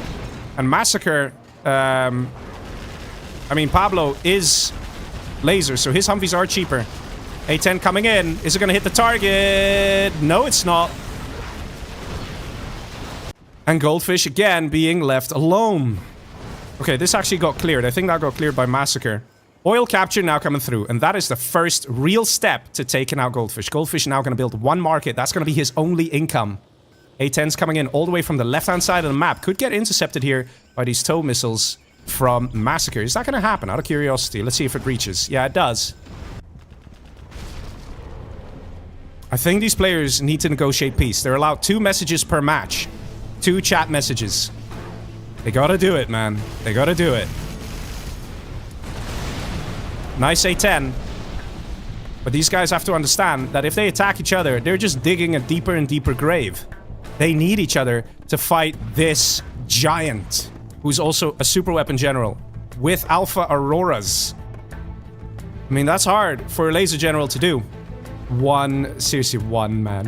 1 market for Goldfish. Let's see, this is done. The fuck? Rip. Massacre is stealing the supply. Oh my god. What a legend. For those of you wondering why the microwave tank... If you use a microwave tank on a building, then a player cannot sell it. And now Goldfish indirectly gifted GLA to the player that is Massacre. How crazy, right? The GLA that came from Dark 9 went to Goldfish, and now it's gone to Massacre. So Massacre is an even bigger threat, guys. We see all the Humvees moving left. I love this. Pablo, you absolute legend. Leaving this completely wide open does 2 things. It allows him to move to the left and focus Goldfish, for example, or focus here. And it is also a very clear message to Mo saying, hey man, my base is wide open. You want to come in and kill me? That's fine, but you're gonna die yourself. Let's see how Mo's gonna react here. He might not push right away. He just activated Search and Destroy. He might see this and be like, right. Now going in for Goldfish. And going for the market. That's the only thing he has to kill, because there is no income here for Goldfish. And we got a super chat coming in from ABD saying, can anyone try new mom... Wait. Can anyone try mom is calling for dinner meta? Lol. Yeah, I don't think that'll work. And that is going to be Goldfish out. Goldfish has absolutely nothing. He's got a worker in the back there, but he doesn't have enough money. Okay, fine, GG. And that is a kill for Pablo. Pablo dealt all the damage to Goldfish so far. So good move from Pablo. And that is Cyan, you gotta be careful with your chat messages. That is two chat messages, man. Sort of. So Pablo used 2 chat messages, gets 1 point. No army, and he 2 armies. Nice Moab. Shit. Pablo really went all guns blazing, didn't he? Give me one, give me one spot. Yeah, okay, so that is Mo also with 2 messages. But all these players will get a point here. At least someone is going to come in 3rd place, and that already gets you a point. 2nd place gets you a point, gets you 2 points, and 1st place 3 points. But yes, we do need to see some allegiance coming in against the massive player that is here called Massacre. Massacre is spending his general points. Pablo still has 1 general point that he needs to use. He hasn't spent it. And Mo says, I want space. But I don't know if Pablo's going to obey that request. We do see GLA structures going up here, so Massacre is looking mighty fine here. And we're not seeing the selling of the Laser Patriots. And that's kind of what Mo was insinuating here. Like, hey, give me an island. But at the same time, it's not like Pablo has so much left. Mo could try and expand in the trench, and he'll be perfectly safe doing that. Or over here, or even in the back here. He could do those things. I don't know if it's really space that he needs. I think it's space that he wants. Which, understandable. But Mo has to recognize that right now, Pablo is his greatest ally in this match. And having all these Humvees just chilling here, waiting for Pablo to die, is not the right move. Eventually, a Moab might just come in here from Massacre, because this is just a juicy target. And a Moab would definitely hit its target as well. Particle cannon, here we go, boys. We're getting ready to enter the end game stage of this match when the super weapons start running rampant. Pablo trying his best to hold on, and it's getting very, very difficult for him. Moab actually going on Pablo. This is really good news for Cyan. I would have suspected it to go here, but no, Massacre is going for Pablo. He wants to pack a punch. He wants to break the player as soon as possible. Fair enough. He's got limited amount of time to do the kill, to do the push. And here comes that Moab. Takes out a lot. But yeah, that's actually pretty good. Pretty useful. Clears a lot of the Humvees. And I have to say, Cyan has to attack right now, and he does. Maybe his USA intelligence just kicked in and he's like, oh man, Pablo's almost dead. And now that the Moab is used, it's a lot easier for him to push. That being said, there's still a carpet bomber. Oh wait, no, there is no carpet bomber. There's still a leaflet that Mo has to be careful of. And let's see those general powers of Mo spring into action here. Want to see a carpet bomber, want to see Moab, want to see A-10, want to see Spectre gunship, want to see all that good shit flying into the base of Purple. Purple, not messing around. He's getting his units back to the middle, potentially ready to attack Cyan.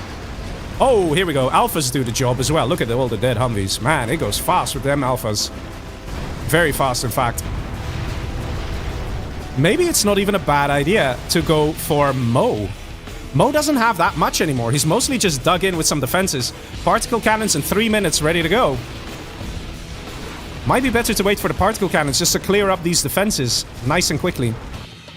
This does buy a little bit of time for Pablo, but Pablo, man, he's on the back foot. Look at the income per minute here for both these players. Mo and Pablo combined is still less than Massacre. We have a Moab that missed its target. Oh man, it missed the target. That is painful. Absolutely painful. That being said, this defensive position for Mo is pretty good. Mo just needs to get scout drones on his Humvees, though. He's definitely making a mistake with that. Alpha's coming in, striking hard. And striking fiercely. Striking down those Humvees. And now we have battle buses coming in. Toxin battle buses. Man, at this point, Massacre is just flexing. He is flexing hard. Pablo coming in to help. Pablo with the excellent map awareness, knowing if he doesn't help out, it's going to be the end of Mo. I do suspect that Massacre will switch target last minute and try and take out Pablo next, because Pablo will have more points than Mo. And coming 3rd place or 2nd place makes a difference. The person who comes 2nd place gets 1 extra point. A-10 going somewhere. Or went somewhere. Oh, took out a load of Vs. That's nice. Oh, man. This is definitely painful for Mr. Mo. He needs to build a new CC in the back there. He's not responding to getting attacked. He's not responding to being obliterated here. He's got a nice leaflet, and the combination of the Humvees here of Pablo, this could really help. Pablo paying attention and immediately moves his Humvees in to clear these. Very good stuff. You can see that Pablo has a bit more experience than Mo, because by now Mo with 6k float should start building a command center, because Air Force General, one of their strengths is calling in all the general powers, and without a command center you cannot do that. And again, what is Pablo gonna do here? He's got some drop zones. He doesn't have particle cannons. He doesn't have much of an army. And he has to resort to Humvees. Pablo, the laser general, cannot build laser tanks. Mostly because of these Alpha Auroras. They would just completely obliterate a laser tank army. Toxin buses, very nice for dealing a lot of damage very quickly. And I think Mo might be the next one out. Now he's building CC, a bit delayed there, but he's getting there.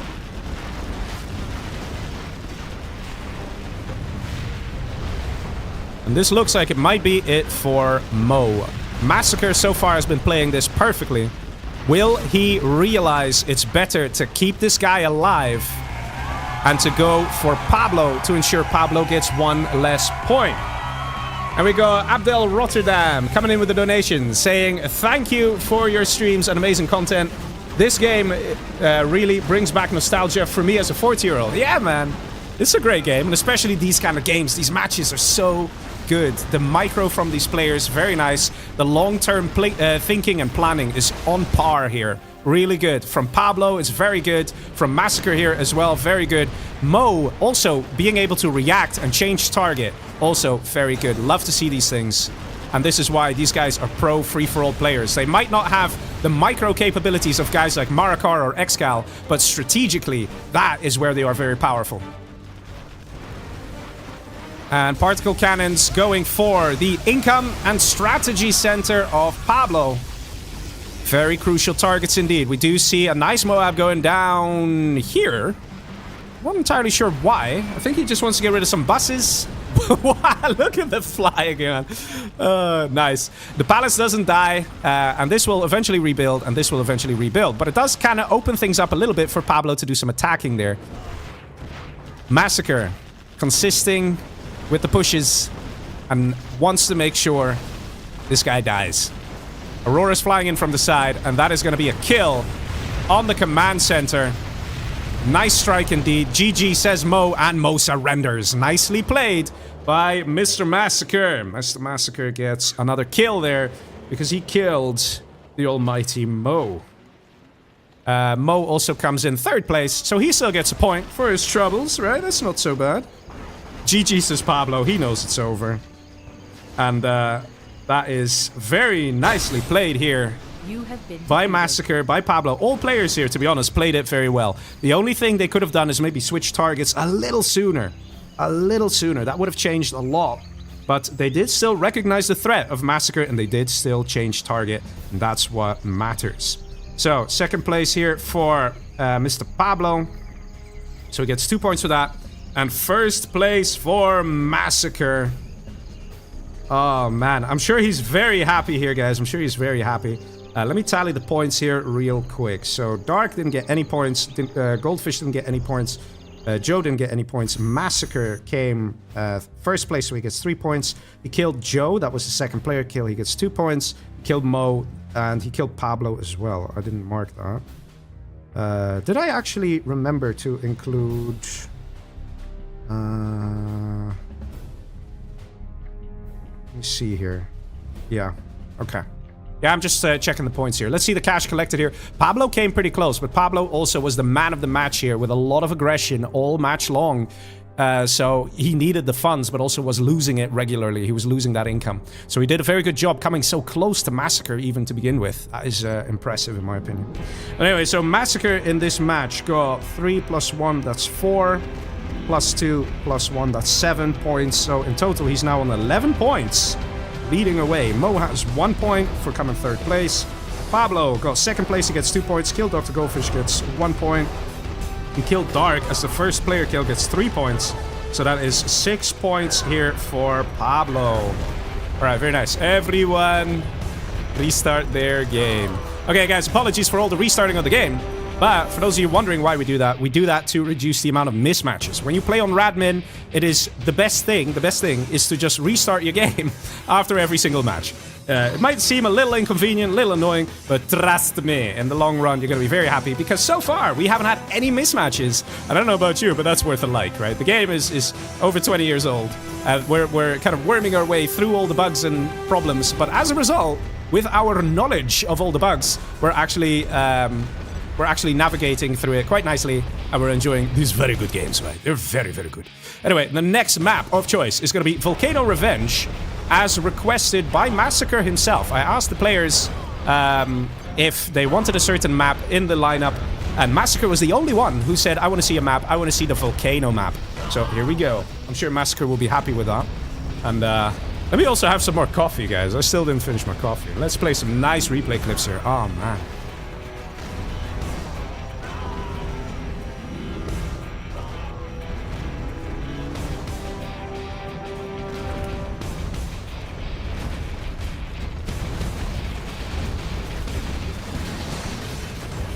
Let's see, because we did get some Jane Doe with $25 and B Legacy with $25. Yeah, boys! Increasing the prize pool here. Players will be happy.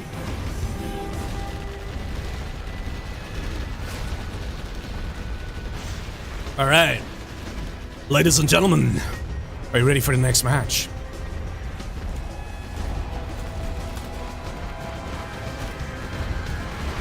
Let me do the math here. So, first place gets like 67%, and second place gets like 33% of the prize pool, roughly. There.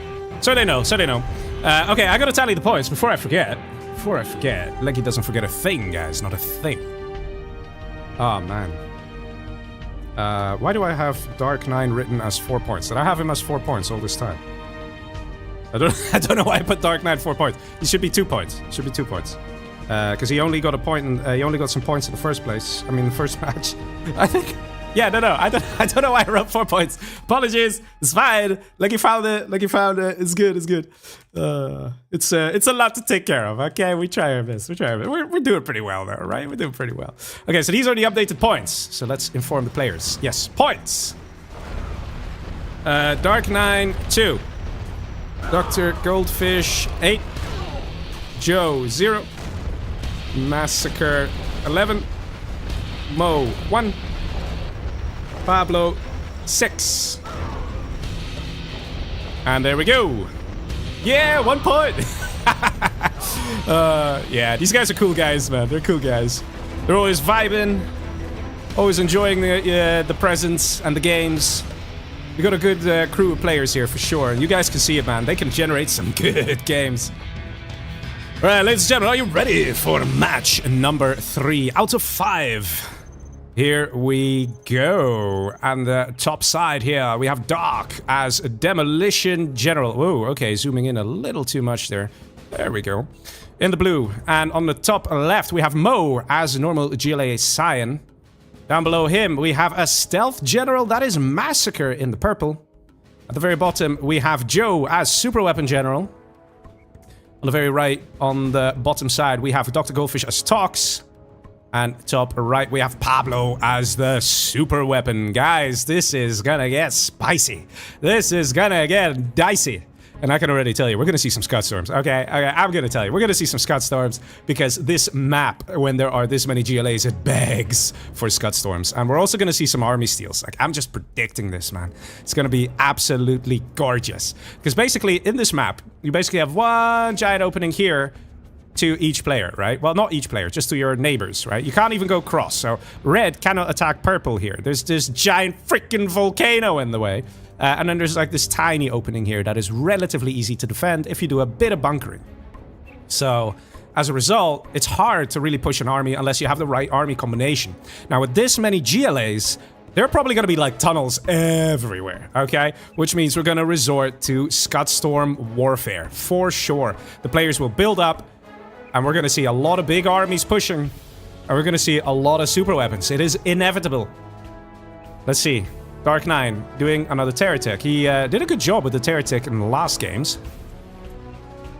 I'm gonna see another one from him. I'm sure he's very happy with the armies, right? There's like, no one's complained about the armies just yet. I think Goldfish was a bit like, ugh, normal China.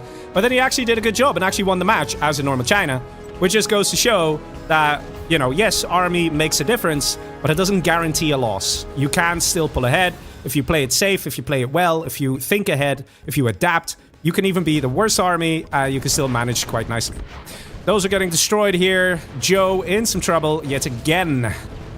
Massacre doing some harassment here. But Massacre is is he in danger? Are we going to see a push from Mo? No, we're not. No, we're not. New War Factory going up on this side. No missile defenders coming out of Joe. Joe has 3.4k. Spend your money, dude. He's got the oils. He needs to... Yeah, now he's getting some missile defenders. See what's happening on this side. Not too much. Bit of a gentle flexing in the direction of Mo saying, come at me, bro. To which Mo is saying, no, you come at me, bro. Getting more tunnels, getting more defenses. Arms dealer slightly exposed. If we see a terror tech, that could hurt a lot. And these technicals do have units inside. Because if I do this, and it doesn't select the unit, it means there are units inside. And... okay, you might want to kill the worker, though. Okay, nice. Nicely intercepted. In the meantime, though, we see the continued attacks. Yeah, Joe's in a bit of trouble. Joe is also kind of strapped for cash. He's got his supply here, which will be under threat. And he's got the 2 oils. We see a palace going up. Interesting choice. We're seeing 2 arms leaders. We're not seeing a third. If Massacre went for a third, he could just try and build a ton of units and just come in with big harassment and try and take out the player. But instead, he's going for a palace. Not entirely sure why.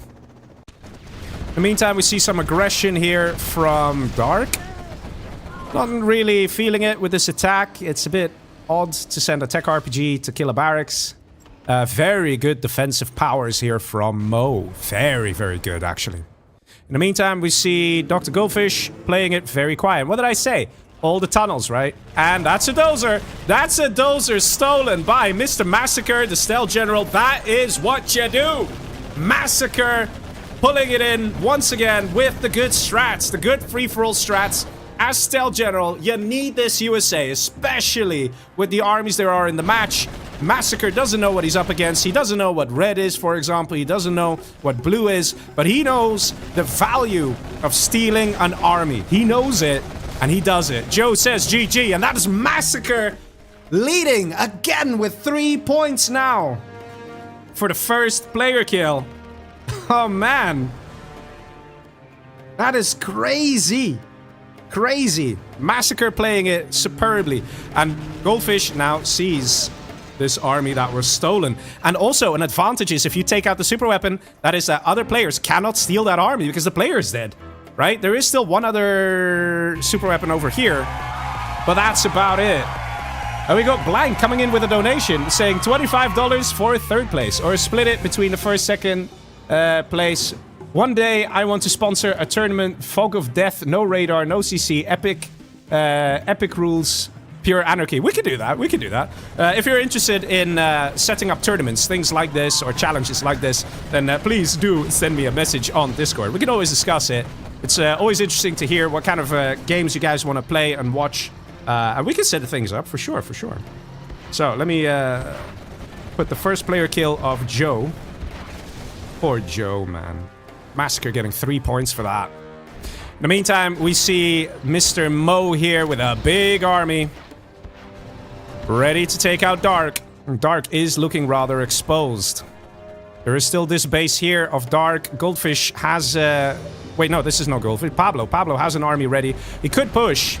But to be honest, even if he does, I don't think it makes much difference. We can see that Dark has basically nothing here. He's got 1 arms dealer, but even... okay, 2, technically, for now. Purple Massive. Goldfish uses his first chat. Let me mark that down as well. And Dark, trying to survive. But there's not much... he doesn't really have anywhere to run to. He's got a decent army, but look at the quad spam, man. Look at the quad spam. Dark in a world of trouble. And Pablo says no. Pablo says no, okay? Pablo says no. No, Dark, no. You can't go there. In the meantime, let's see what's happening down below. A Jarman from Dr. Goldfish. He wants to steal an army. He wants to do it. And there's no army steal yet from Fish. We see Pablo coming in to sort of defend. Nice demo trap here. Takes out a big chunk of this over here. See a bunch of scaffolds? Am I seeing this right? This is a bunch of scaffolds, isn't it? Dark, we literally have in the rules no scaffold surviving. Why you do this? I'm not seeing any workers though, so I'm counting Dark out. We see an alpha coming out of Mr. Pablo. It gets taken out though. But yeah, that is Dark out. Dude's K map. What? Not sure what that means. But this is Dark out. Fuck you! Die! Okay, that's Dark out. He uses 2 chat messages there. That is a kill for Mo, though. Regardless of who dies next. So, that is Mo killing Dark 9. That's the 2nd player kill. So he gets 2 points. That's a nice amount of points. I mean, this literally... Come on, Dark. Like, what are you doing? Like, it's literally against the rules. Ooh, nice. Nice, nice, nice. In the meantime, we still have a bit of a tiff going on here between Massacre and Goldfish. Goldfish recognizing, you know, like gangsta. Recognize gangsta. Because this guy's got power. 2 islands.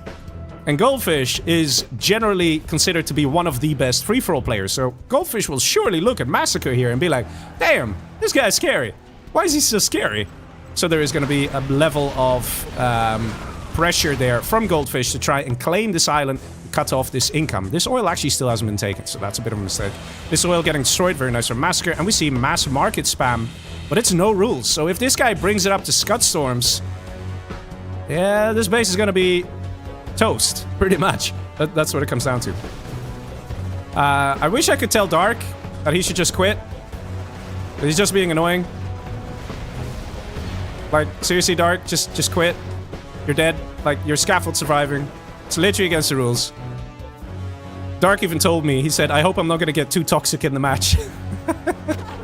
I said, nah, man, be good. He's like, yeah, but when I get pissed off, man, I get pissed off.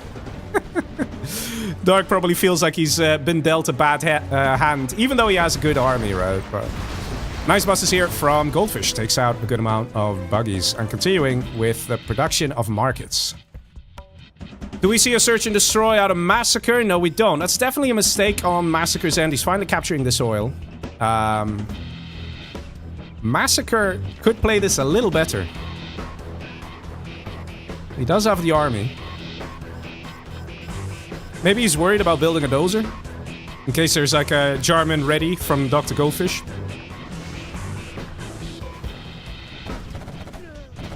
And look how annoying this guy is, man. Look how annoying.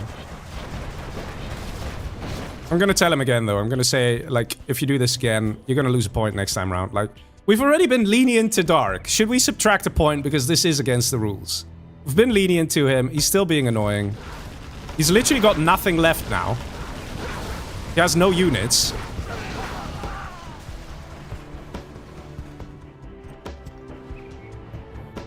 And Alpha coming in from Pablo. He's probably baiting a pop. Oh, boys! Oh, the plays are real! Pablo knowing how to do that nice micro with the Alphas. Losing almost no units and taking out almost a full tunnel. Mo here with a... Oh, boys. Oh, boys. Actually, a Jarman can set off a demo trap. If this is on automatic... Oh, God. Hello, Jarman. How do you do? Nice boots you have. Oh, shit. Yeah, just kill this, please. Please. Thank you. And the other one. Thank you. Dark, if you do that again, we will subtract a point. Stop being toxic. Last warning. No scaffold. Surviving. It was in the rules.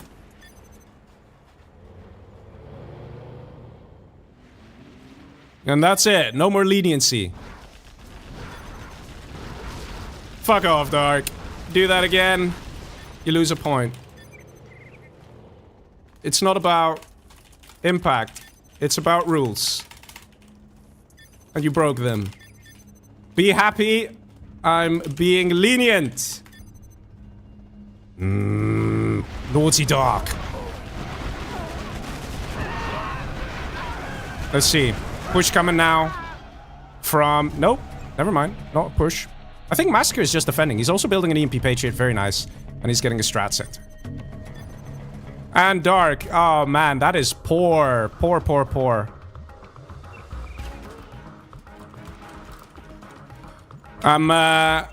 Is he still here? Or did he leave? He left. Dark 9. This is not what you do in a tournament. There have been people putting up money here. And you're being very toxic here and very disrespectful. The rules were clear. You broke them, and I'm still being lenient. And you're still continuing to be toxic. If that means Dark gets replaced, we can replace him. But very, very bad sportsmanship from Dark here. I'm not happy with that. Hopefully he'll have a tea and cool off a little bit. But people in chat also saying Dark should be -1. It could be that he didn't read the rules. Because he even said WTF, so I think he didn't know. But yeah, it is a bit much. He was beaten fairly by Mo. But anyway, let's see how this match continues. Mo is a bit on the back foot here. And we could see Pablo choosing not to engage Mo. We could see him just be defensive and build up. It would be the right move. A lot of people in chat now saying Dark -1. Yeah. That is... that's the thing, man. That's the thing. Actions have consequences. But let's see. Mo is actually not that powerful. He's probably the weakest player right now. Massacre doing very well with the mobs. I love these mobs. Mobs are very, very powerful, especially because of that search and destroy.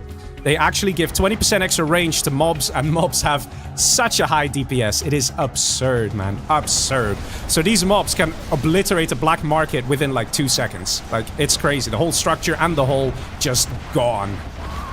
So Mo is in a better position army-wise. Goldfish probably recognizes that, and that's why he's getting a Scud Storm. But it's interesting that he's only getting 1 Scud Storm. Probably because if he gets 2, he's scared he'll get attacked by the other players.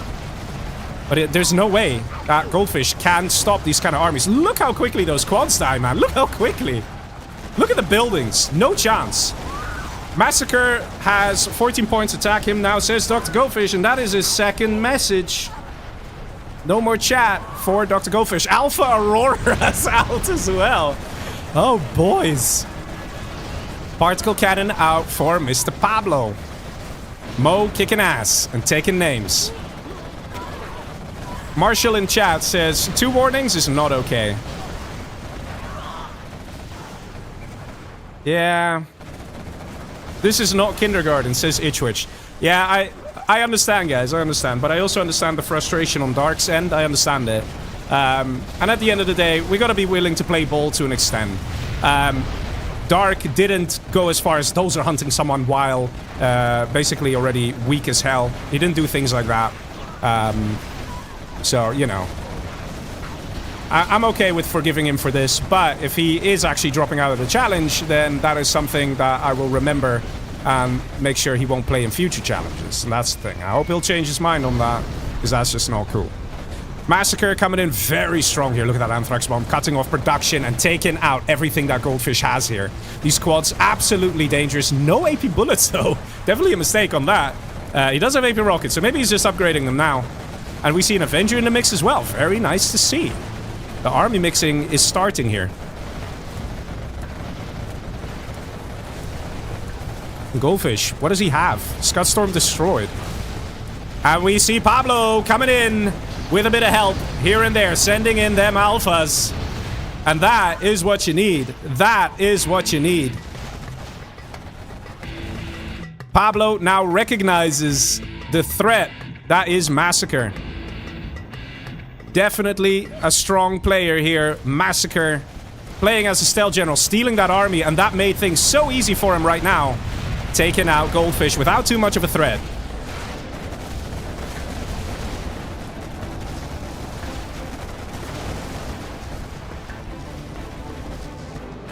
Airfield going up. More drop zones being constructed. Pablo is going to be in some trouble, but he... Oh, look at that. He's building an EMP Patriot here. That's to stop sneak attacks from here, from these places. But Pablo needs to start getting some particle cannons up if he wants to be able to take out Massacre. In the meantime, Mo is still sort of, like, harassing Pablo a little bit. I don't think Mo is recognizing what needs to be done here. Pablo is half defending and half pushing back Mo. But the main threat definitely is Massacre.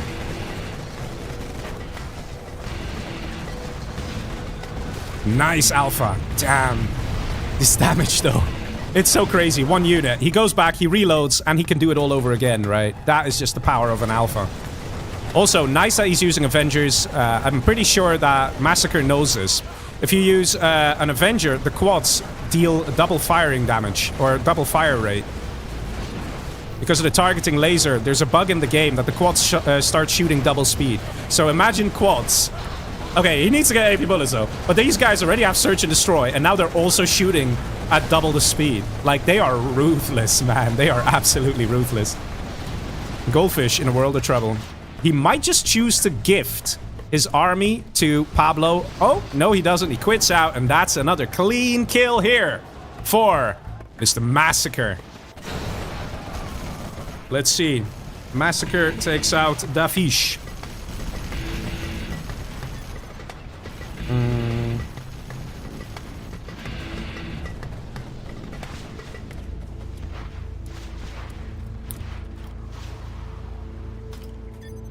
Yeah, I think we might see... We saw a big attack here. We might see that Pablo's going to try and take out Mo just to get a quick point. He might feel it's already too late to take out Massacre, but we'll see.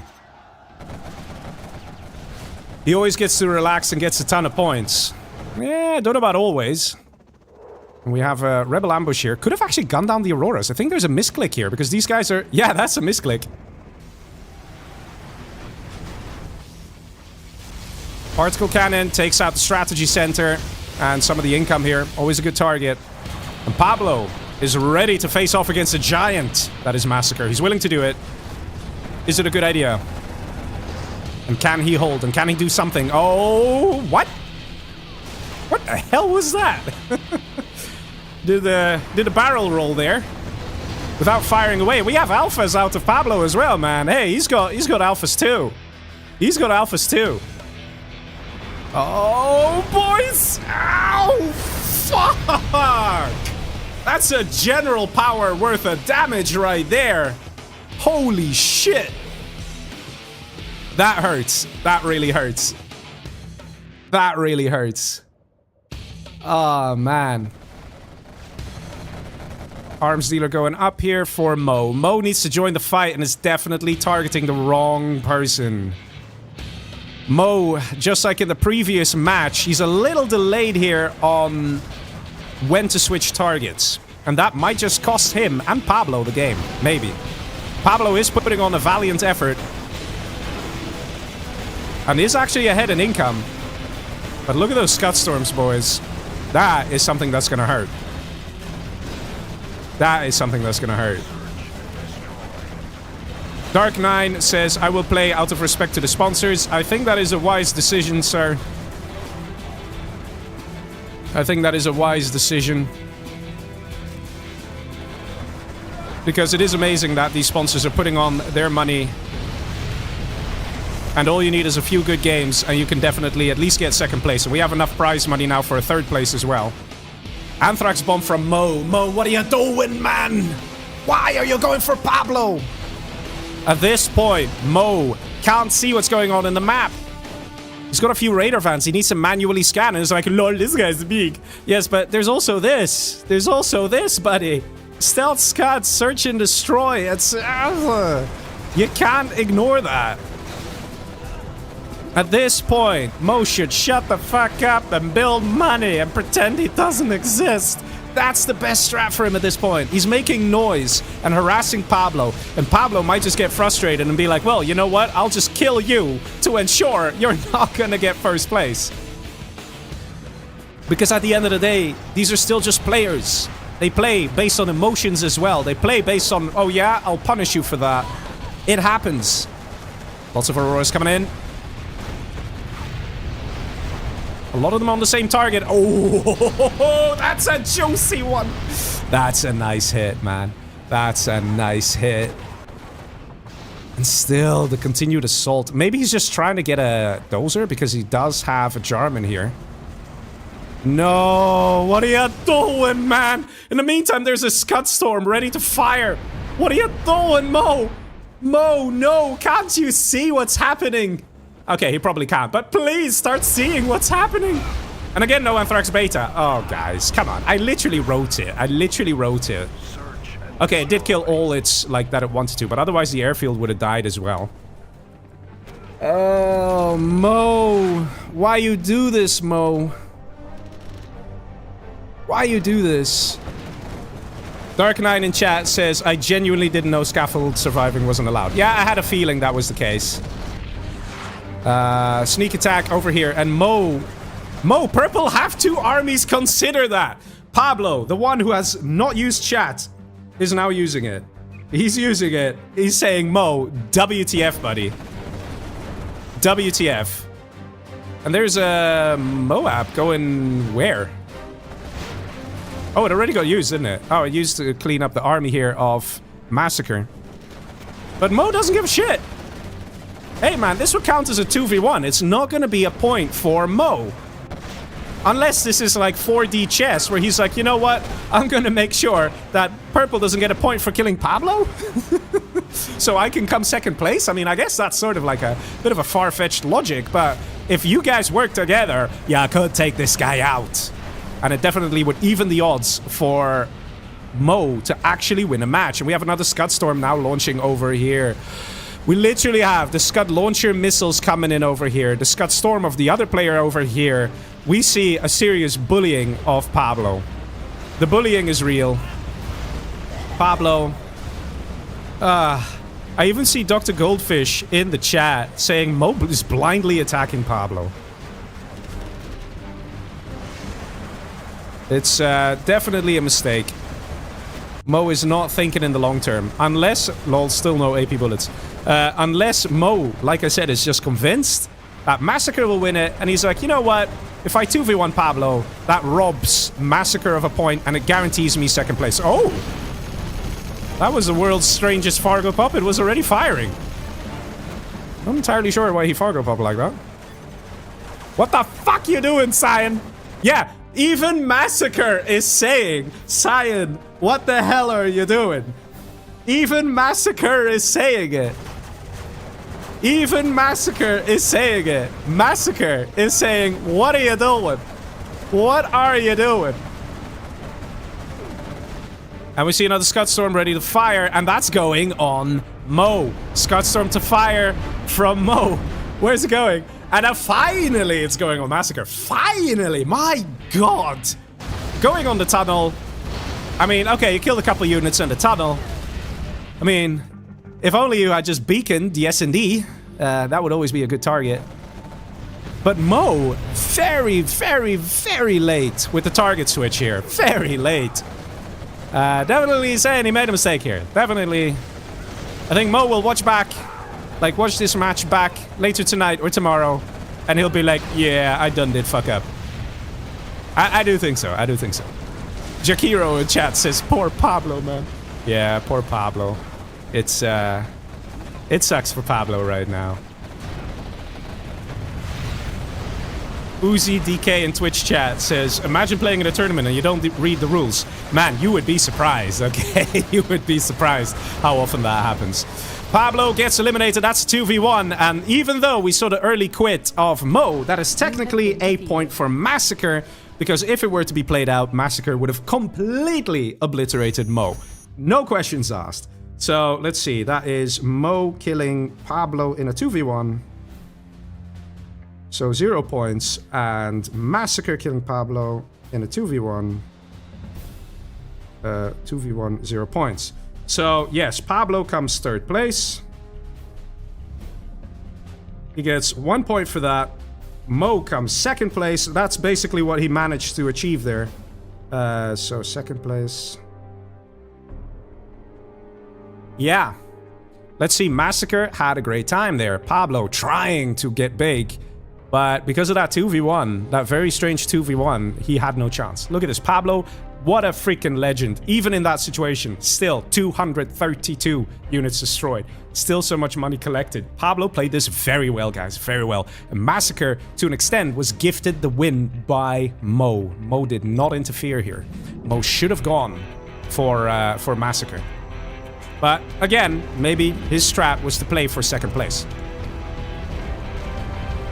Everyone restart their game. All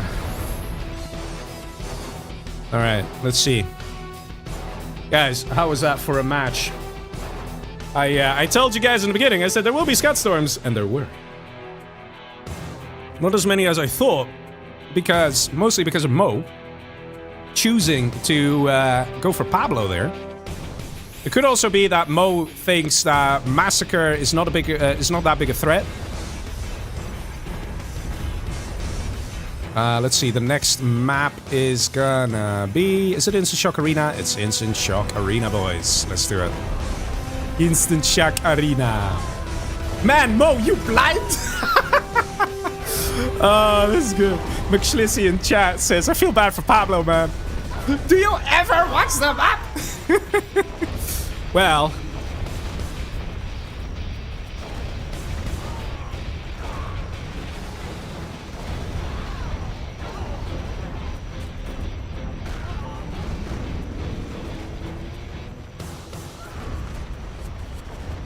I'm gonna add this in here again.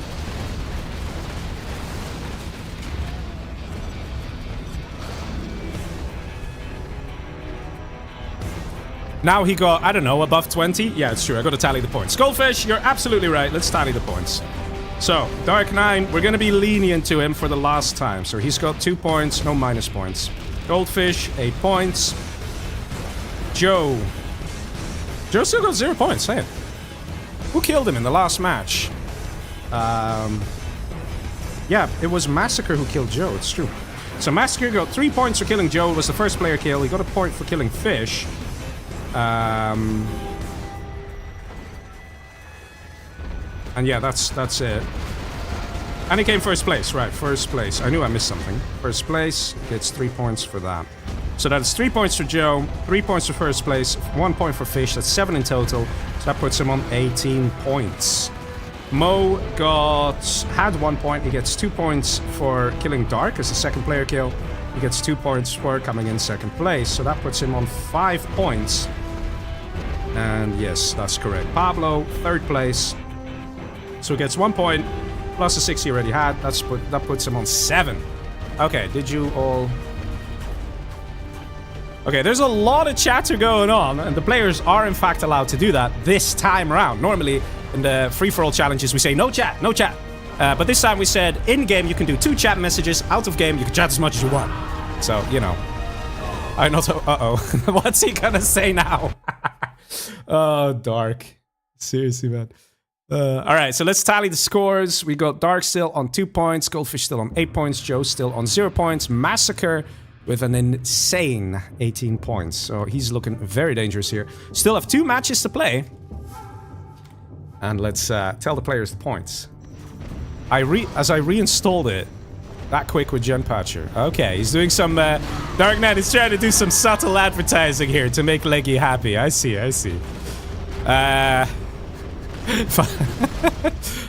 This match, and then one more after this. So 2 total remaining. Okay, and I have a YouTube channel on YouTube. Sub, please. Yeah, man, they do. If you guys want to see the YouTube channels of the players, they're in the description. So please do check that out. Most of the players here do have a YouTube channel, so that's nice. Let's see. What do I... Right, points. Dark 9, 2 points. Dr. Goldfish, 8 points. Joe, 0 points. So Joe is not a guy you gotta worry about winning. poor Joe. Massacre, 18 points. Mo, 5 points. Pablo, 7 points. Ah. Massacre won already. GG's. I don't know about that. Play to win. Don't ruin by blind revenge. Okay. Interesting.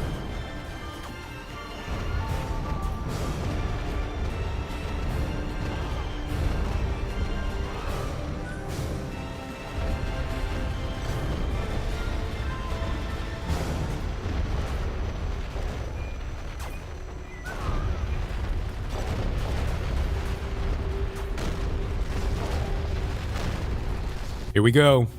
Ladies and gentlemen, are you ready for match number 4? Pressure is mounting as Massacre is growing. And oh, boys. Oh. Okay. Looks bugged. Yes, please. Says Dark. What's Dark? Dark is normal China. Everyone restart their game, please. Let's restart the game to be on the safe side. Again, we like to be on the safe side. So far, we've had no crashes, no mismatches. All the games finished perfectly, which we're very happy to see, all right? We're not going to tempt fate. We're very happy to see that. So we're going to treat the game with the respect it deserves, or otherwise it will not respect us back and mismatch and crash. But so far, all the games have been going very smoothly. I'm sure Dark is happy about it. Some of you probably are a bit annoyed with Dark, with how he's been acting, and saying, he should be normal China, we should force him. But at the end of the day, if he's an army he's comfortable with, it just means we're gonna get better games, right? So there's also that to consider. We are here for the good games. We are here for the great strats. The greater the strats, the greater the games. And if players want to be a particular army, well, you know, it could work out. But we can't let players choose army, because then everybody will just choose freaking GLA and the game will just undoubtedly crash. So there's that. Ooh, interesting, interesting. All right, ladies and gentlemen, are you ready? Attempt number 2 for match number 4. Lots of numbers thrown at you, but we are here and everything's working. Mo as the Nuke General down south on the left. On the right bottom, we have another Nuke General. This one's Pablo. On the very right, we have normal GLA for Dr. Goldfish. Possibly the strongest army in free-for-all. There is one stronger, which is probably Demo, but Stealth also comes pretty close. And we have Stealth here for Joe. I'm sure he's very happy about that. Seeing how he was like, please, I don't want to be a USA. We have a Toxin here for Dark. And on the very left, we have a USA Laser for Mr. Massacre. The map is Instashock Arena, made by yours truly, believe it or not. I can make maps. I made this one, you know, no judging, no judging. It's okay, it's all right. And one thing's for sure, we have a lot of GLAs again. We've got a Toxin, a Stealth, a GLA. These are all going to be very much interested in this army, the Laser General. Whoever steals Laser is going to have a massive advantage because it's the only USA army on the map. So if you steal this army, you're going to have access to Search and Destroy, which is it's amazing. Search and Destroy is great, as what we saw in the previous match, where Mr. Massacre was showcasing its powers. Oh man, no, not the terror. What? What is it? Okay. Oh, Massacre fucked it up. You fucked it up, buddy. You fucked it up. McShlissy says, how many games are they going to play? Is it 6? It is 5. So we have this one, this match number 4. And we're going to have one more match after this. See Pablo in position, ready to do a capture. And we have a nice tunnel, a second tunnel here from Goldfish. He wants to make sure he keeps that place secure. Also starting with a lot of tunnels. We have a very defensive build here from Mr. Goldfish, or Dr. Goldfish. Right, I keep forgetting. He has a PhD. Gotta respect that. We have Rangers going to capture some oils here. And a Gat tank moving in from Mo, harassing Massacre. Definitely what you want to do.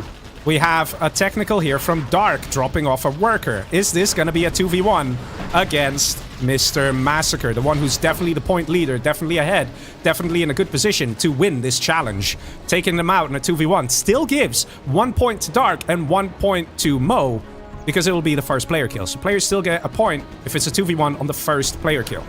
Mostly because the first player kill is normally worth 3 points, which is a lot. So if we erase that from the competition, that will have a significant impact. So like this, it's still not bad. But we have a little bit of a greedy... Oh! What? Mo with the sass, taking out the worker, 99%. And over here, we're like, no, I could contribute, I could contribute. Do we see a quad pop or something? Do we see something out of Dark? We actually see Mo saving Massacre, so Mo can get the points. That's what this is. That's hilarious. Gat tank moving in. Prop center going up, so it's not a dual war factory build, which is a bit strange. Do we see a dozer? Yeah, okay, so he still has both dozers. And dropping off the worker. Capture got denied here for Mo, so that was Mo's red guard, Cyan player. And the pressure is now on Mo. If you want to take out this player, take out the player. Because right now, Massacre is on no income. He's literally just got this guy. He kind of needs cash. There you go. It's the only Chinook. Does he have anything else? If he has nothing else, and the Chinook dies... The Chinook dies. That is very important, because this could still count as a kill for Mo. Because there's literally no income. It's got 1.2k. I don't think he can build another Chinook. Oh, he has an oil. Never mind. So, okay, he's still got some income. Anyway, let's see what's going on with the other players here. We've been focusing a bit too much on the point leader, that is Massacre, right? Because we are a little concerned. Oh, man. Guys. Oh, guys. Can we see some heart emojis in the chat? Pablo going for his licks build. Pablo doing what Pablo does. Green power. Oh, green power. But yes, let's see some heart emojis, man. We got the Lixes. We got the Lixes out of Pablo. Of course, we have the Lixes. We love seeing the Lixes. It's what Pablo does, man. It's what Pablo does. It is what Pablo does. He goes for the Lix builds. The term Pablix has been brought to life because this man just builds 100 Lixes and takes out players. It's what he does. Dark takes out an oil. That is a crucial kill there. And we're not seeing persistence here from Mo. Mo is not trying to take out the player here. If Dark takes this guy out at this point, it would still be a 2v1. But I don't know why we see such hesitation from Mo. Mo probably thinks that Massacre is stronger than he is. Oh. Oh! No way! No way! Dozer Hunt came through here. The Dozer Hunt came through, although it made no impact on the match because Pablo was here with his Lixes. But that was ruthless. The last kiss, farewell from Massacre as he Dozer Hunts Cyan. Again, made no impact because the Lixes of Pablo were here. Flamer coming through, so this is gonna be a kill for Pablo. Pablo worming his way into this match, guys. He's doing it with his Lixes. And these nuke armies are gonna be hard. I was need to kill purple, thanks red, GG. And Mo just chatted there. That's his second message. He said GG, but he didn't quit. It's fine. I got 2v1 already. LOL, says Massacre. So that's 2 messages from Massacre. And the push comes in from Pablo. Takes out everything. Gonna have some nice XP here. In the meantime, we see a rebel here from Orange. From Dr. Goldfish. Looking for a crucial dozer to steal. Pablo doing a great job. Gonna take out Mr. Mo. Mo is not having a good time. It could be revenge from the previous match, where Pablo's like, Mo, in the previous match, you kept on going for me. Fuck you. I'ma take you out now. I'm not forgiving you for what you did and what you pulled. However, it did just give Pablo 3 points. So that's Mo out. First kill. And it's also gonna give Pablo a second island. In the meantime, see, we did see 1 nuclear reactor for Joe. So Joe only built the nuclear reactor power plant. And here we go. RPGs trying to take out the Dozer. Is this a wise decision from Goldfish? Ooh, doesn't quite pull it off. You're better off stealing this sucker for yourself. If you are the only one who has USA, you have such a huge advantage compared to the other players here. Such a huge advantage. Dark has been chilling here. Very nice. Very happy. He's having a good time. He's also been having some middle, but he's not being aggressive. He's not trying to take out Massacre. Maybe he's waiting for Massacre to come back into this game. Massacre is with some units. He does have a supply. The attacks that initially came in from Mr. Mo have been like some time ago. So if Dark were to push, it would count as a kill for Dark. Those 2 RPG bikes of Goldfish didn't really do much. Didn't really count for much.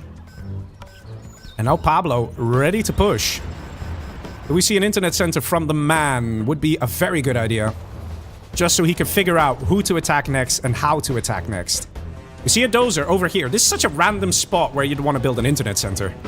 Or a Gatling cannon. He might build an internet center next, though.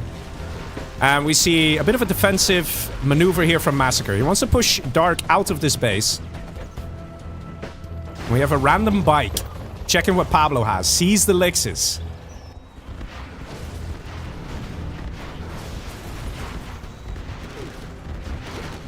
Battle bus is dealing good damage. Massacre in some trouble. Building a new power plant. Massacre is very low on cash. And we actually see Pablo on the left here. That's very interesting. I wonder what's going to happen here. Is Pablo going to keep Massacre alive, or will Pablo actually take him out? Rocket buggy moving along the edge here. I'm not sure if that's a misclick. People in chat saying Pablo going for that revenge. Yeah, man. Definitely nice revenge against Mo, has to be said. But Mo doesn't have that many points now. He's only got 5 points. He got eliminated early, and that, ladies and gentlemen, is a carpet bomb. That is definitely going to be a 2v1 on Massacre.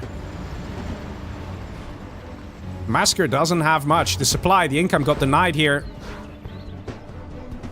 Oh, what? What the fuck you doing? Lol. What the fuck? He quit, but I'm sure he quit because he saw this army. So I'm still going to count this as a 2v1. So that would be 2v1. If this army didn't exist here, he would not have quit. That's what it comes down to. I don't think so, at least. We can always check the replay later. Maybe there was literally no income for Massacre. But I'm going to say that's 2v1. 2v1. And Dark... Wait. Massacre. 2v1. I mean, I got 2v1 at first, says Massacre. Yeah. Let me ask him, did you quit because of Pablo? Because that's basically what it comes down to. Dark. 2v1 on Massacre. And Whitefish wants to hunt me. I have no idea. Probably to make sure no one steals USA. That's the only thing I can think of. Yeah. It is an actual reason, though. It is an actual reason. If Joe, as a stealth, steals USA, he can pack a lot more of a punch. Because he want me to lose, or that. Which also makes sense. So, I guess 2 reasons. Let's see, mine drop coming in over here. And a big Overlord army, look at that. Oh, this is the shit. Now, we do have normal GLA for a Goldfish, so if he has Scud Launchers, he can wipe this clean and just kill these suckers from a distance, popping Scud Launchers from the back, firing on these Overlords, and then getting back in the tunnel. And that is a strat that works really well. We might not even have that many Scud Launchers out from Dr. Goldfish, and it seems that he's already pretty busy here with Joe. Mind you, Goldfish does have a decent amount of points. So that is something to keep in mind. Goldfish has 8 points already. Pablo definitely kicking ass and taking names. Look at that. He's got 3 islands under his control. Now going for that middle. He's not killing the oils. He's taking the oils. And Joe being very annoying. I suspect we're going to see Goldfish writing in chat relatively soon. Because Goldfish is struggling here with Joe. Joe is doing a good job. Joe also doesn't have that much. He's got power, which is useful. But he doesn't have that many markets. Goldfish, on the other hand, has way more economy. But the real threat here has to be said. It's Pablo. All the way.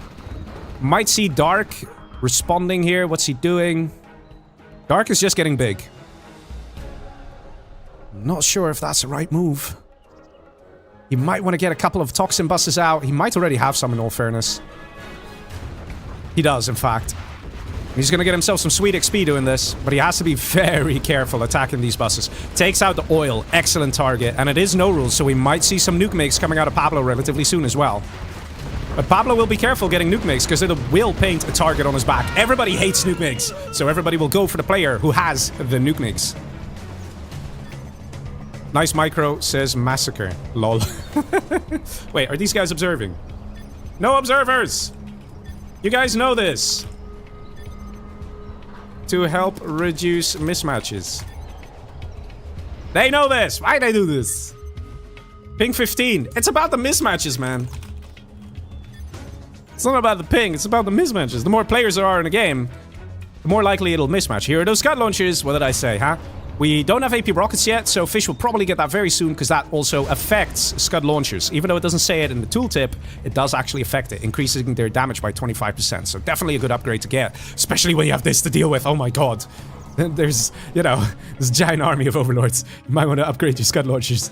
But yeah, I think at this point, Dark Knight should probably focus on stealing an army. He's got a huge amount of defenses here. The reason for this is to slow down armies like this, to buy Dark a bit of time once he starts to push. But there's a lot of money invested here as well. If you look at each network, if you look at each stinger, there's a lot of money that he spent on all these defenses.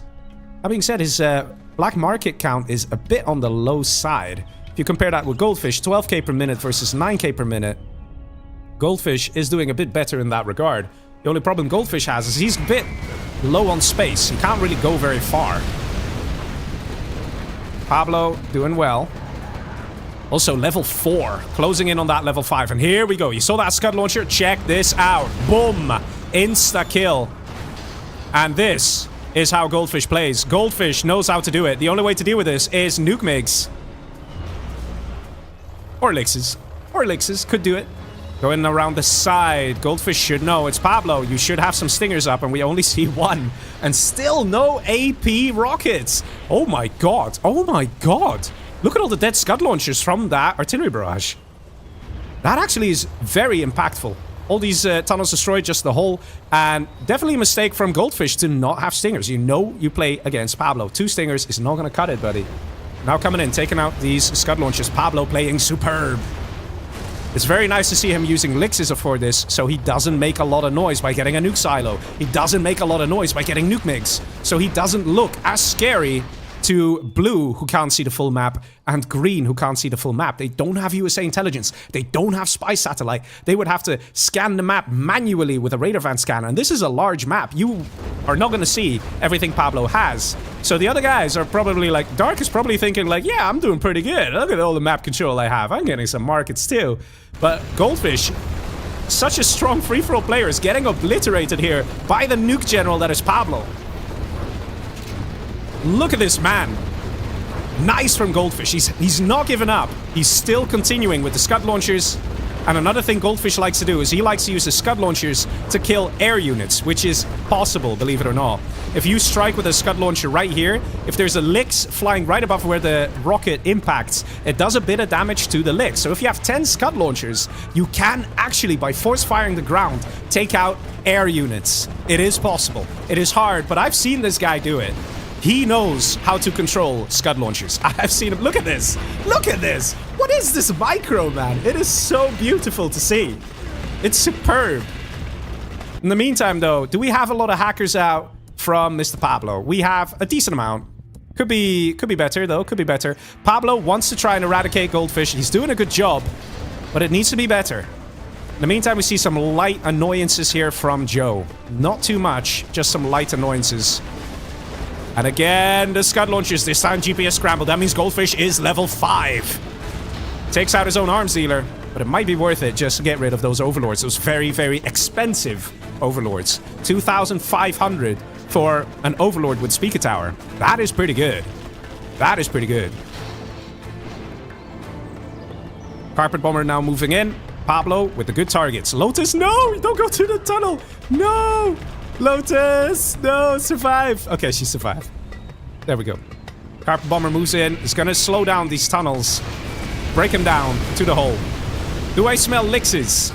No, I don't. He didn't rebuild them yet. He's still building them. Anthrax bomb coming down. I suspect this is just a scout, or maybe he suspects there are hackers here, because Goldfish doesn't have access to USA intelligence or spy satellites. So he doesn't know what's going on around the map. He's like, well, I'd put my hackers here. Let me drop an anthrax bomb here. To his surprise, there's nothing here. That might give him some hope. He might think, wait a minute. Is Pablo small? Is Pablo literally without any real meat or power behind his attacks? Is it just the attacks and that's it? Well, he doesn't have that many hackers. A sneak attack, let's say over here, could be absolutely catastrophic for Pablo. Mild crash warning, and we have Nuke General stolen by Dark9. Dark9 worming his way into this match. This is what he needed. He needed to steal an army. Good man. Did a good job. Scudstorm going up for Joe. Not entirely sure if that's a good idea. Also, love all this. All the camo netted. Very nice to see. He doesn't have fortified structure, this upgrade. He really needs it because it reduces damage by like 33%. Pablo, we only with 4. Both of them are big. Okay, interesting. Goldfish is suggesting peace. Scud launchers hitting the overlords. And Pablo has a decision to make. He knows that Goldfish is hanging on against the attacks. Not very well, but he is hanging on. So Pablo will probably need maybe another full 10 minutes before he can take out Goldfish, assuming he has his attacks be a little more successful than they are currently. In that time, Dark will indeed be massive. Joe might indeed be massive. There's a Scudstorm out, and this only helps the argument of Goldfish of, hey buddy, let's stop attacking each other. Do we see Pablo yielding? Yes, we do. And this is the power of chat. He's stopping. Does he have an internet center? Yes, he does. He's spy satellite too. He probably sees the size of Dark. We see all the blue dots. Dark looks scary, but a lot of this is just simple defenses, like some tunnels. It's not that Dark is that scary. Look at the minimap, right? Everything I'm looking at right now, if you were to ignore that it existed and then look at the minimap, Dark is not that scary. It is just that he looks scary on the minimap because of all this. These are just some tunnels. Overlords destroy this. Helixes destroy this. Carpet bombers destroy this. It is not that bad. Dark is not as big as he actually appears. And that's the thing. This is where things get interesting. Dark, the rule is, in free-for-all, the rule is you don't want to look big. Dark is looking bigger than he actually is. He's got 11k per minute, but so does Goldfish. Goldfish squished in this tiny corner is actually equal on the income per minute and probably has better units because he has the Scud launchers. In the meantime, we see Joe, who's actually ahead with the 12k per minute. And all players are roughly equal income. Goldfish implied that the others are big. And look at this. Excellent decision-making from Goldfish. Jarman on a bike. Ready to steal a Dozer. The only question is where you're going to steal it from, because Pablo is the only guy with a Dozer that you could steal. Unless you try and steal Dark's Dozer, but Dark probably only has one Dozer somewhere, like over here. You're not going to get through all these tunnels. And the moment you steal the Dozer from Pablo, you really think that Pablo will forgive you? He knows you are the Goldfish. He knows your strats. He knows what you're capable of. And he knows that if you give Goldfish a moment to breathe and a second army, disaster will strike within mere minutes. Got a scan here from Dark. Dark ready to push. Lix is moving to the left bottom corner here. Not seeing any Gatling cannon here. So, oh boys, we're reaching serious crash warning. Let me message the guys in Discord. Maybe they'll see it. Where can I? Let me see here if I can message them real quick. Okay.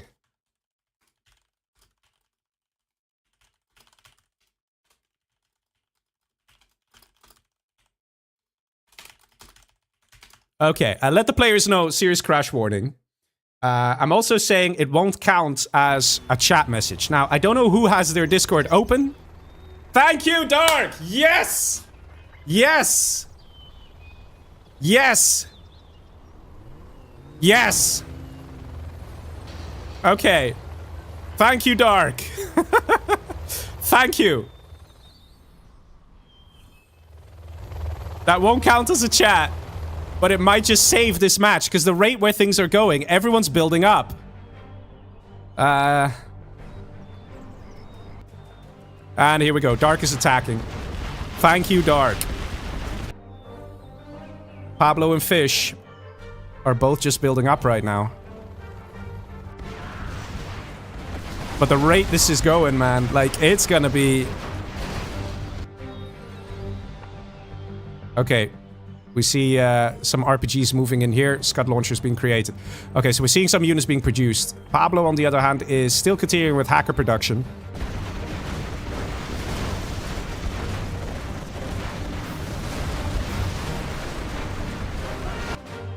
And Goldfish might take it seriously as well. He might be like, yeah, okay, we're probably close to a crash warning. With the amount of stuff that's going on. We're 22 minutes into the match with a lot of GLAs. But yeah, so I'm very glad that Dark mentioned there that the crash warning is happening. Still a lot of units in the field. And the more units there are, the more likely the game will crash. So we need to see some attacks out of the players.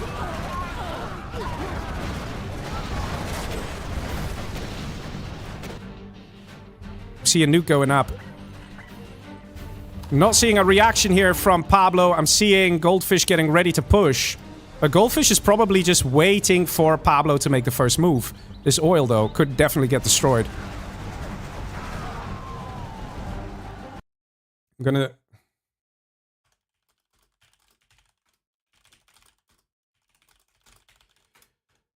I'm telling Dark, say it again, please. Goldfish and Pablo just sitting. And here we go. First Scud Storm coming in from Joe onto the palace. Excellent target.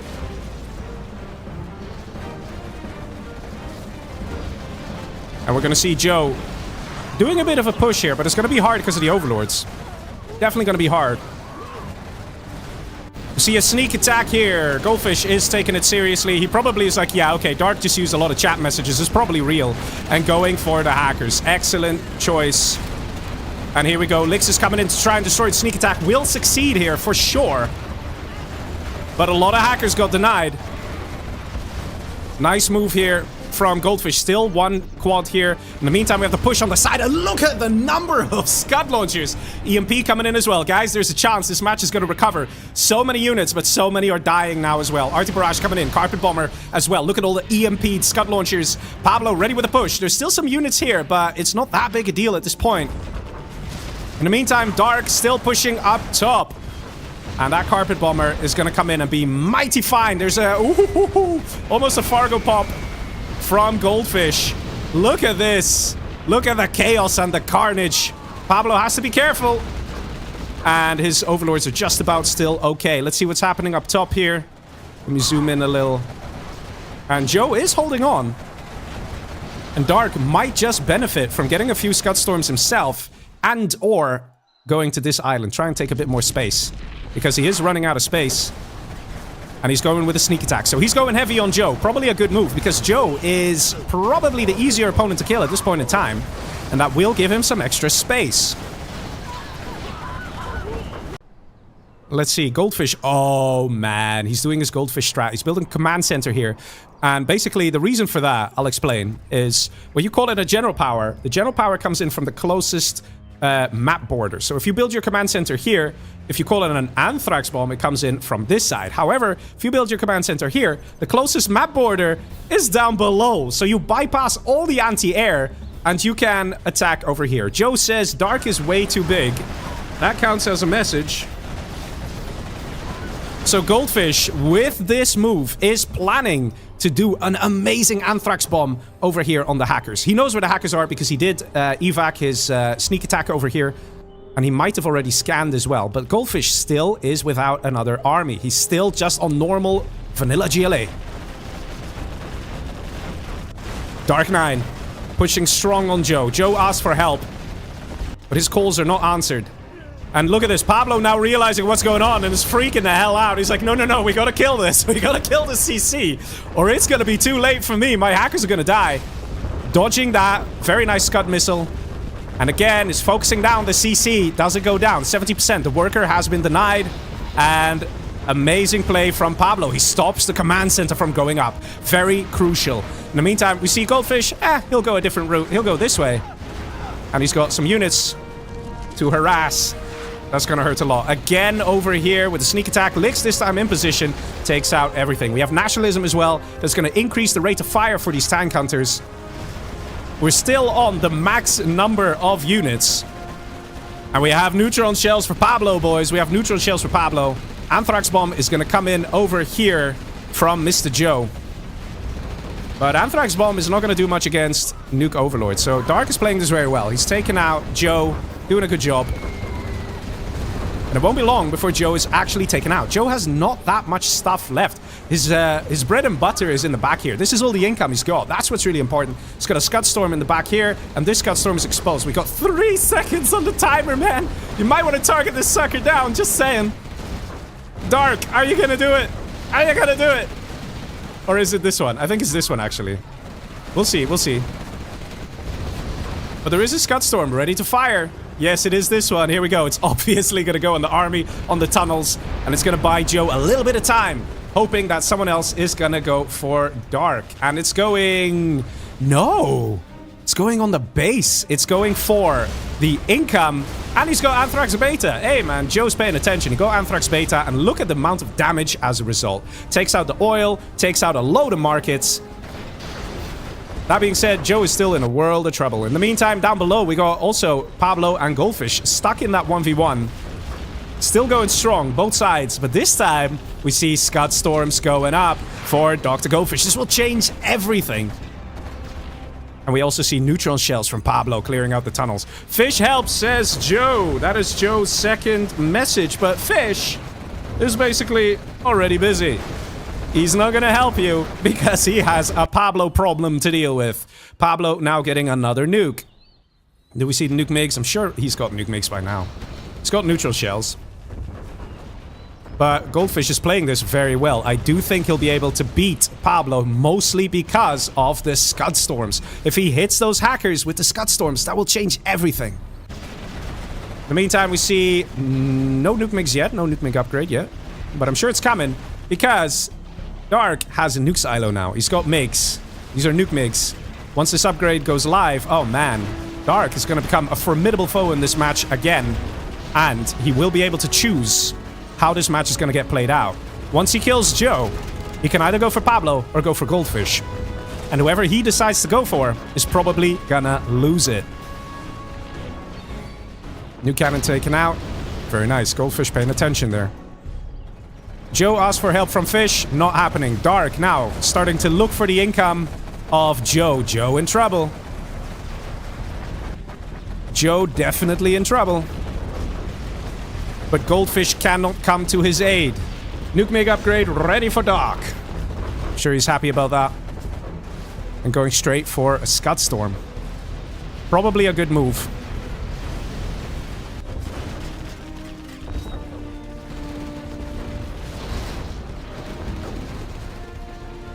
There's a lot of pressure riding on Pablo. He needs to dent the production or the income of Goldfish, and he's not managing. Goldfish defending like a champ. And once these timers reach 0 of the orange Scud Storms, that will be the end of Pablo. Nuke coming in on here. I think maybe to cut off the tunnels, cut off some production. We have a sneak attack as well, right next to the command center. And look at this heavy battling, this heavy fighting.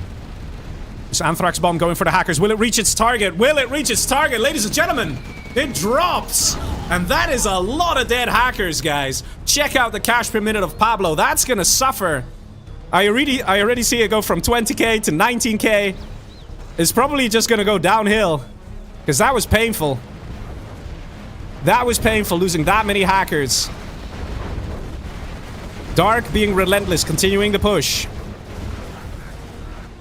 Joe is running out of time, running out of space. And Dark is kicking ass, taking names. And doing great. Nuke MiG upgrade, no MiG armor though, definitely worth getting at this point. Who is gonna emerge victorious in this match? It is so difficult to tell. If Joe dies and Dark chooses to go for Dr. Goldfish, then I don't know who the hell is gonna win it. I don't know. Because those Scud Storms are gonna be a huge factor. A huge factor in taking out Pablo. Another forward sneak attack. Not that it really was needed. He had a tunnel right there, but it's just for show, right? It's just for show. I do believe that Dark needs to have a long think about who he wants to give the extra point, so to speak. I do suspect Joe will quit out within the next 2 minutes. Joe has basically nothing. He's on the edge. He can't go further into the base of Goldfish. There's no space. There's no room. And we actually see... Wait a minute. That's a Lotus capturing a Scud Storm. That's one Scud Storm gone. Another one just got killed. Was that with the general powers? Oh no, that was one up front here, I think. Only 2 Scud Storms remain. So Goldfish in some trouble. He still needs to deal with these attack waves. Still have a serious crash warning. But at least the guys are fighting and killing. Pablo needs to get rid of those Scud Storms. There's one in the back here. There's one very snug in the base here. Lotus cannot reach that. The vetted Lotus, in fact. You don't see that very often. Got some random combat bikes looking for hackers to hit. And also great for scouting. And here we go. First Scud Storm ready to fire. And it fires.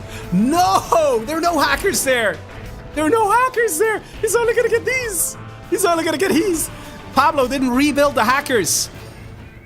Oh, man. A mistake from Goldfish. And no Anthrax Beta. Fish. Naughty, naughty. And Dark is actually... completely wiping out Joe here. Joe has nothing left here. I think is he worker hunted? He might be worker hunted. We see a sneak attack. Goldfish is looking for the hackers. He's like, I got a Scud in 20 seconds. Where the hell do I fire this sucker? It's over here. It's mostly this.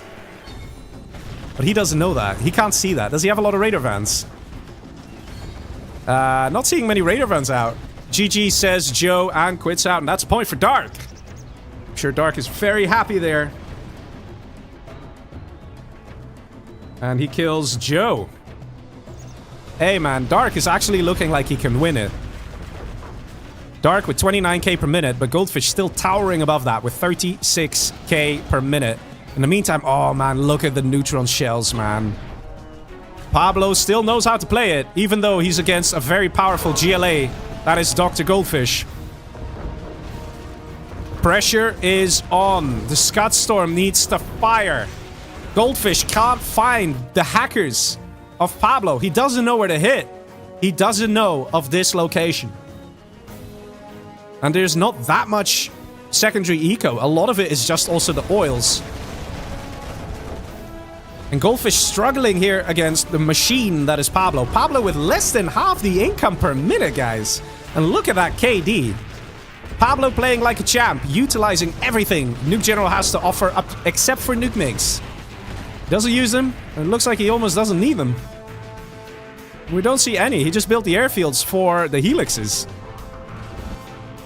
In the meantime, Dark getting himself ready for the victory of this game.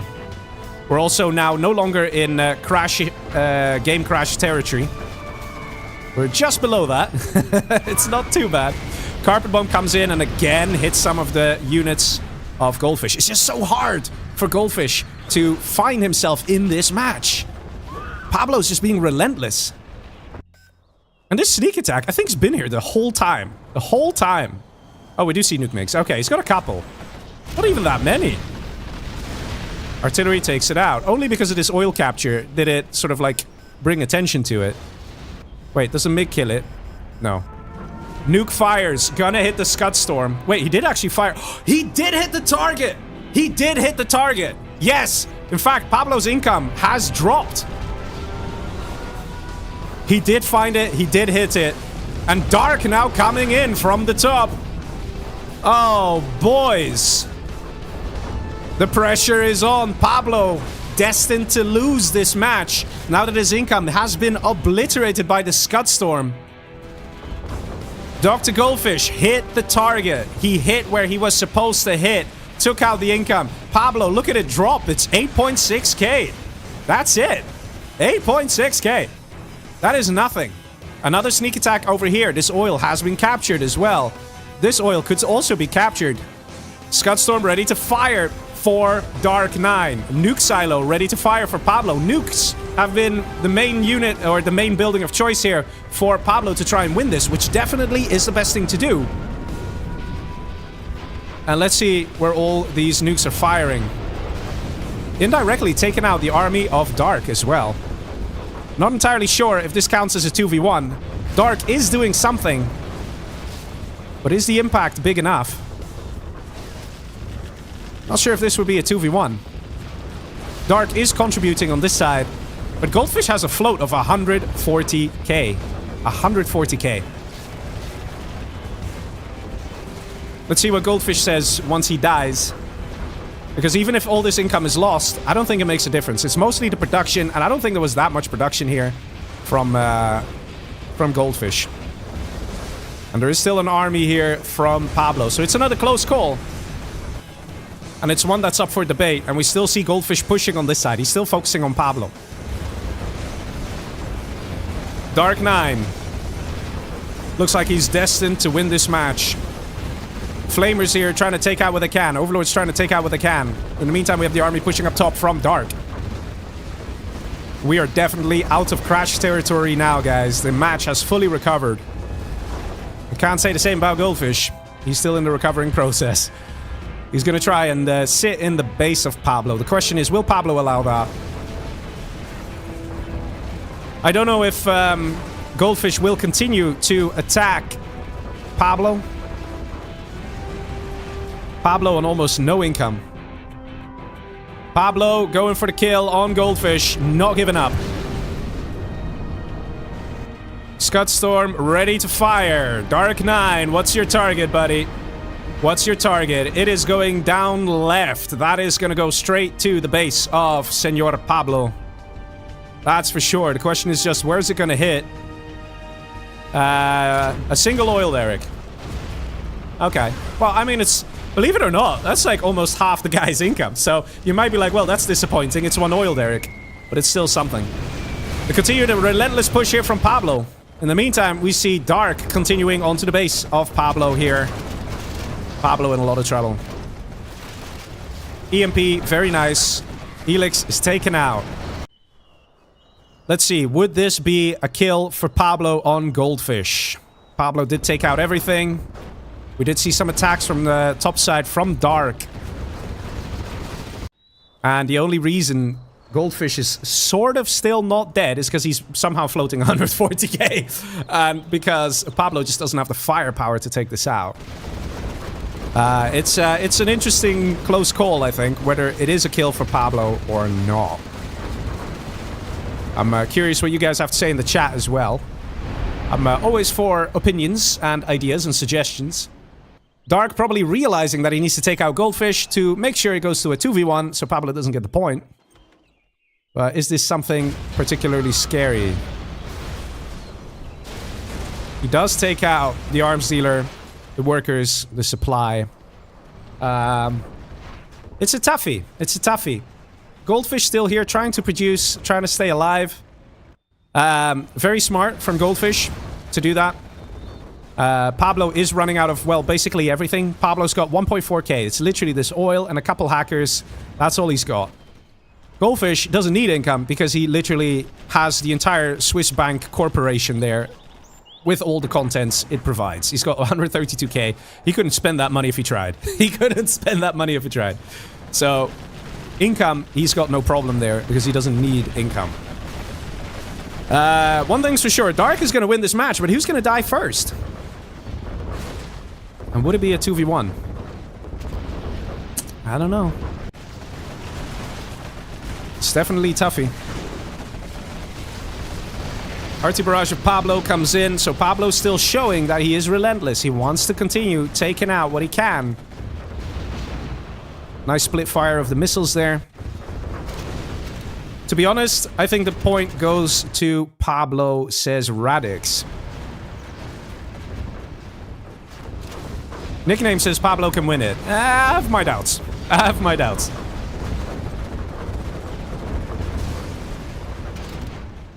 Yeah, but this is it, man. This is it. Pablo's basically dead. So Pablo would die before Fish, because Fish, look at this, he is coming back. He is surviving, let's put it that way. Pablo has what? What does Pablo have? Yeah, Pablo has literally no dozers, no nothing. Beacon. From the... Oh, man. I'm so toxic. You are so toxic. It's true, Dark. We've already established that in the previous games. Don't worry. But yeah, I would say that Goldfish is still in. Dark, you making the same mistake as Mo. You should finish him first, says Pablo. And Pablo quits. So Pablo does come second place. So he gets +2 points. So, yeah, there is that.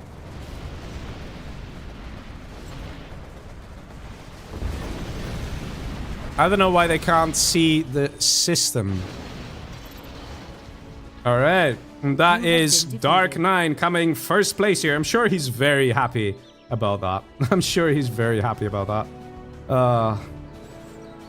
I'm sure he's very happy about that. Alright, so let's tally the points here. Match 4. Dark comes first place. He kills... Does he kill Pablo? He kills Pablo. He kills Pablo. Goldfish... Well, I mean, the Scud Storm did do a lot. Man, this one's complicated, man. Fish is alive, says Gidges Bert. Yes, he is alive. Why is it so complicated, man? Okay, alright, guys, gotta use our noggin here. If Goldfish... Goldfish is at least 2v1. Alright, or it's a point for Pablo. But Goldfish did re-establish himself towards the end.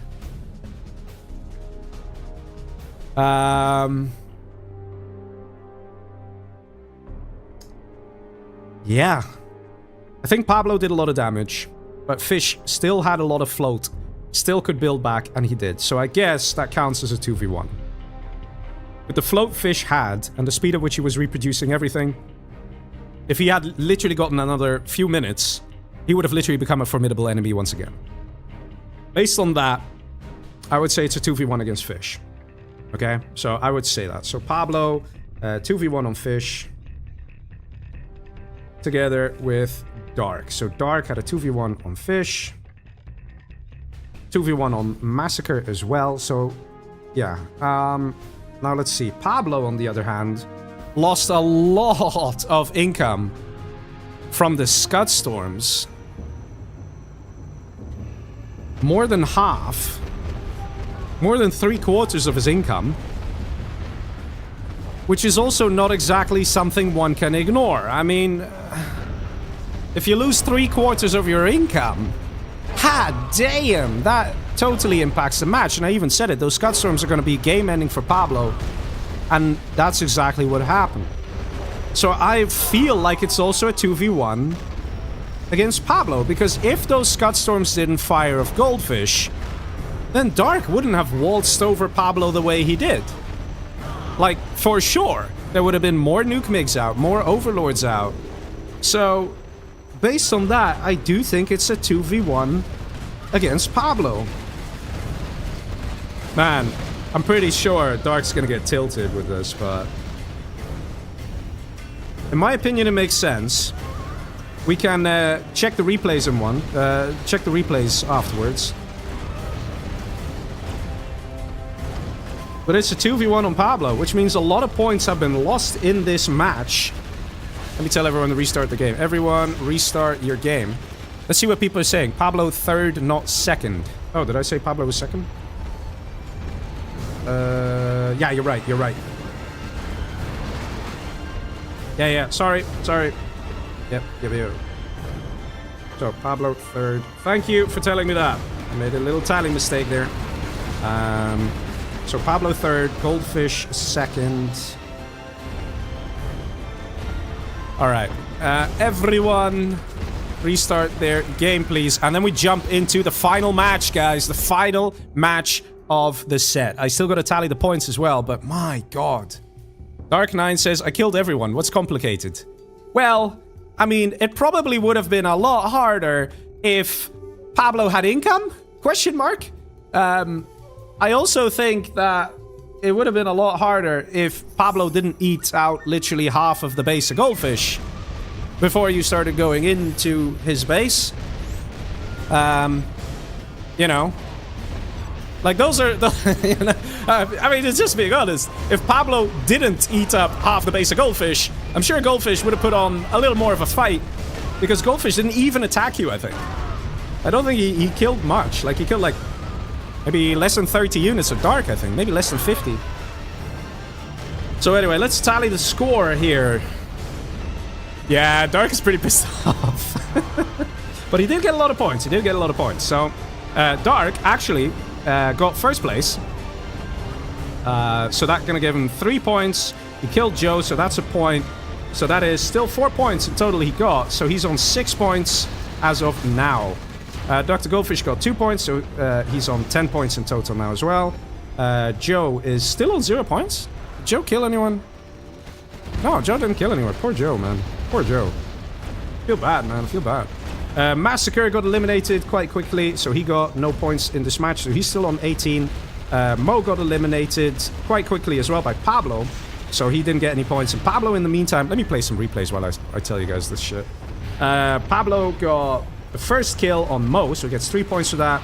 And then he did a 2v1 against Massacre, 2v1 against Fish, and third place, so he gets another point. So that is 3 points plus 1.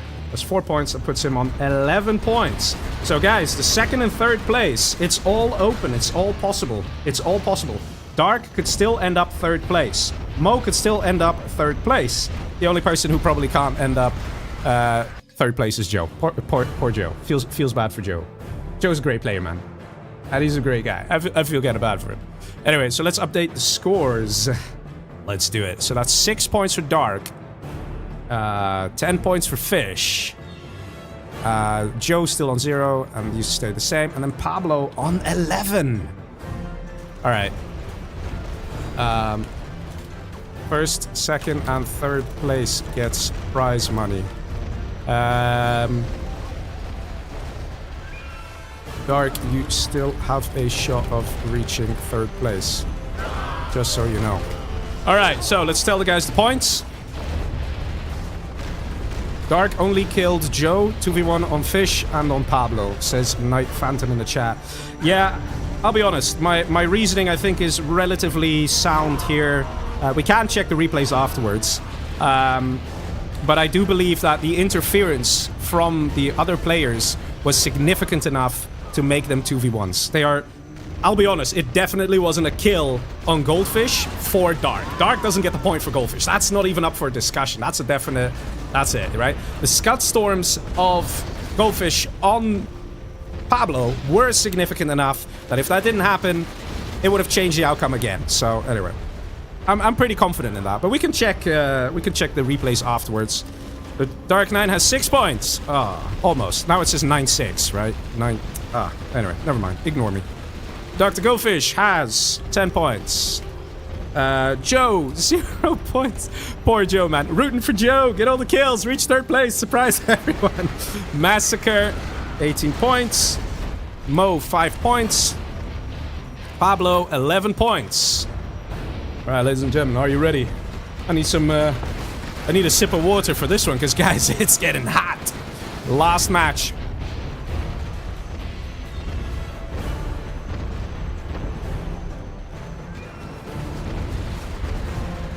Alright. Ladies and gentlemen, here we go. The final match of the evening. Are you ready? Let's see what we get here for armies. I see super weapons. I see Air Force. And only 1 GLA. Ooh, now it gets very spicy indeed. Ladies and gentlemen, down in the bottom, we have the green player. That is Joe, who's getting double spice drones right away. We have, on the left side, we have Mr. Pablo as super weapon general. On the top left, we have the USA for Dark 9. Up top, we have Massacre as normal China. Well, it's fine. He's got enough points, right? He's got enough points. On the top right, we have the orange player. That's Dr. Goldfish as normal GLA yet again. Down bottom right, we have Mo as the Air Force. Let's see how this match is going to play out. We might see Mo going in for a quick kill on Joe. Joe is kind of like this delicious food where you're like, Joe, you've been dying quite quickly in most of the matches. If I just kill you, I get 3 points. So that will definitely make Pablo scratch his head and be like, you know what, let me take him out. And the same will definitely happen for Mo. So we might see a situation where we get a 2v1 against Joe. However, we see a lot more lethal plays here from Mr. Pablo. And Pablo is choosing to go for Dark? Ah. Oh, boys. Is that a Dozer? No. I'm sure Dark's gonna get pissy. Oh, man. Oh, denying the income, denying the oils. We do have a second supply here, so Dark can sort of recover here.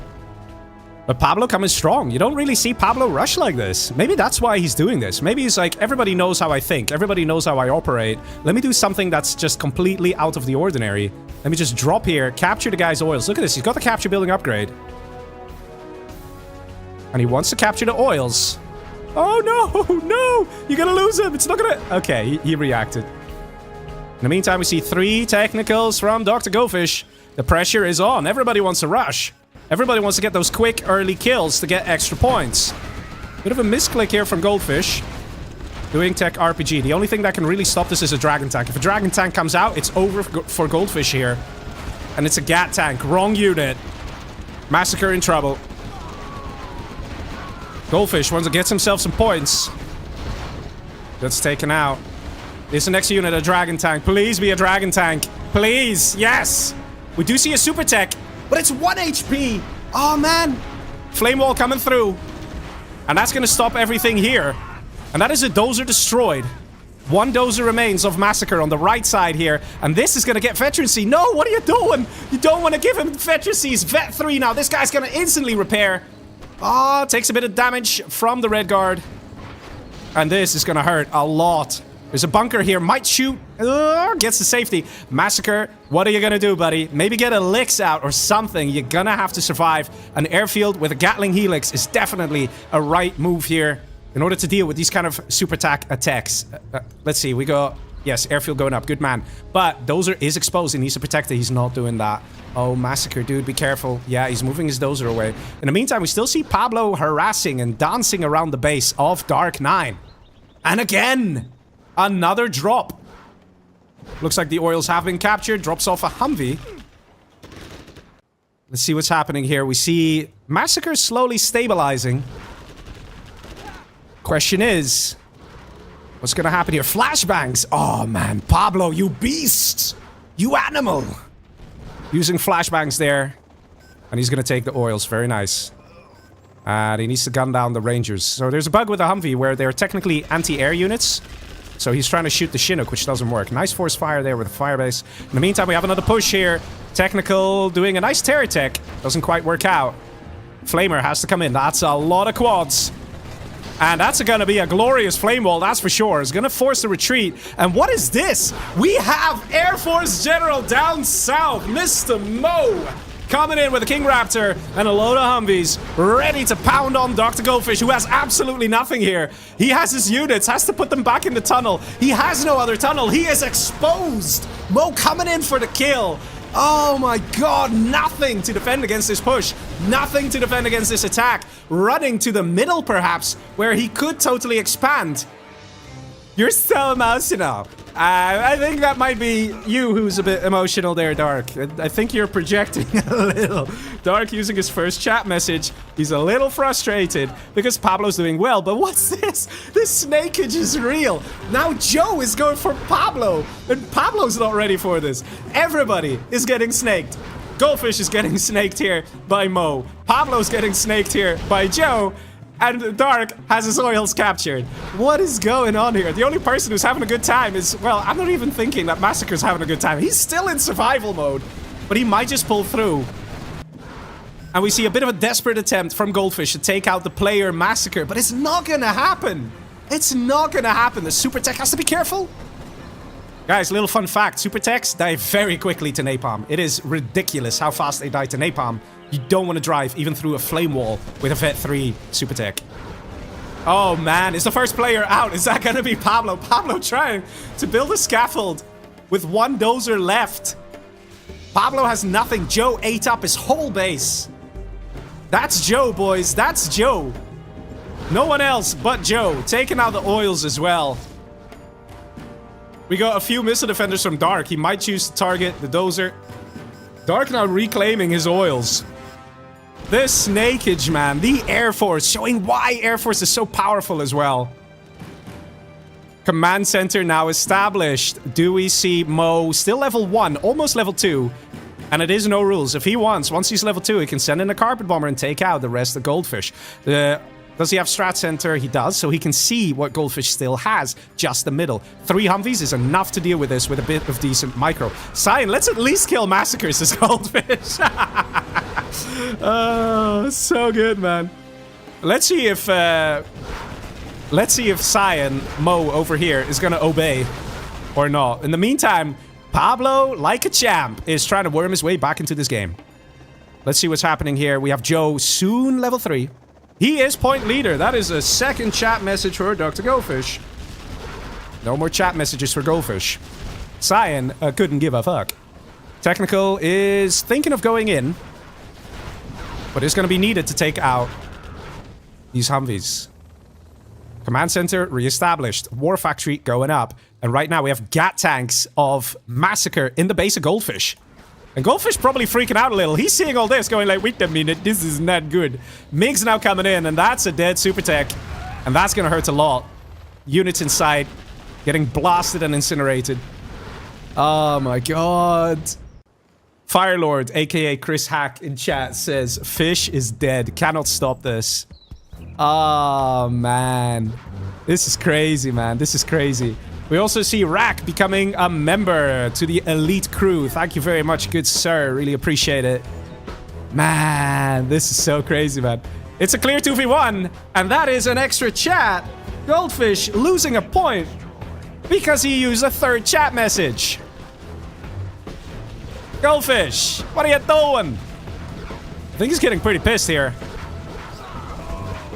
He has 10 points, or at least had 10 points. He had a chance of...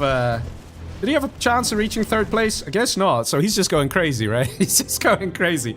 Actually, yeah, he did have a chance of reaching 3rd place. He did. He did have a chance of reaching 3rd place. Trying to reestablish. He's not quitting. He's going to continue until it's done. In the meantime, we see Pablo somehow worming his way back into this match and starting to punish Joe. In the meantime, we also see Massacre having a great time, man. Look at this. He's got his MiGs. He's got a bunker licks. He's got a strange position for a supply, but he's got a supply. He's got a total of 4 oils. He's getting a prop center. He's got defense, defense, defense. He's doing all right, man. He's doing all right. He's bounced right back into this game. And Joe struggling a little here. Pablo, level 3. Do we see a command center? Wait a minute. Dude, get a command center, please. Don't waste this opportunity. Get back in the game. He doesn't have much income, though, but... Command center when you're level 3 is essential. Goldfish has been booted. And that is Mo taking out Goldfish. So that's a point for Mo. 3 points, in fact, because it is the first player kill. I'm sure Mo's very happy for that. And the thing is, man, now purple wins no matter what. True. But Goldfish, if he didn't chat, he could have reached 3rd place.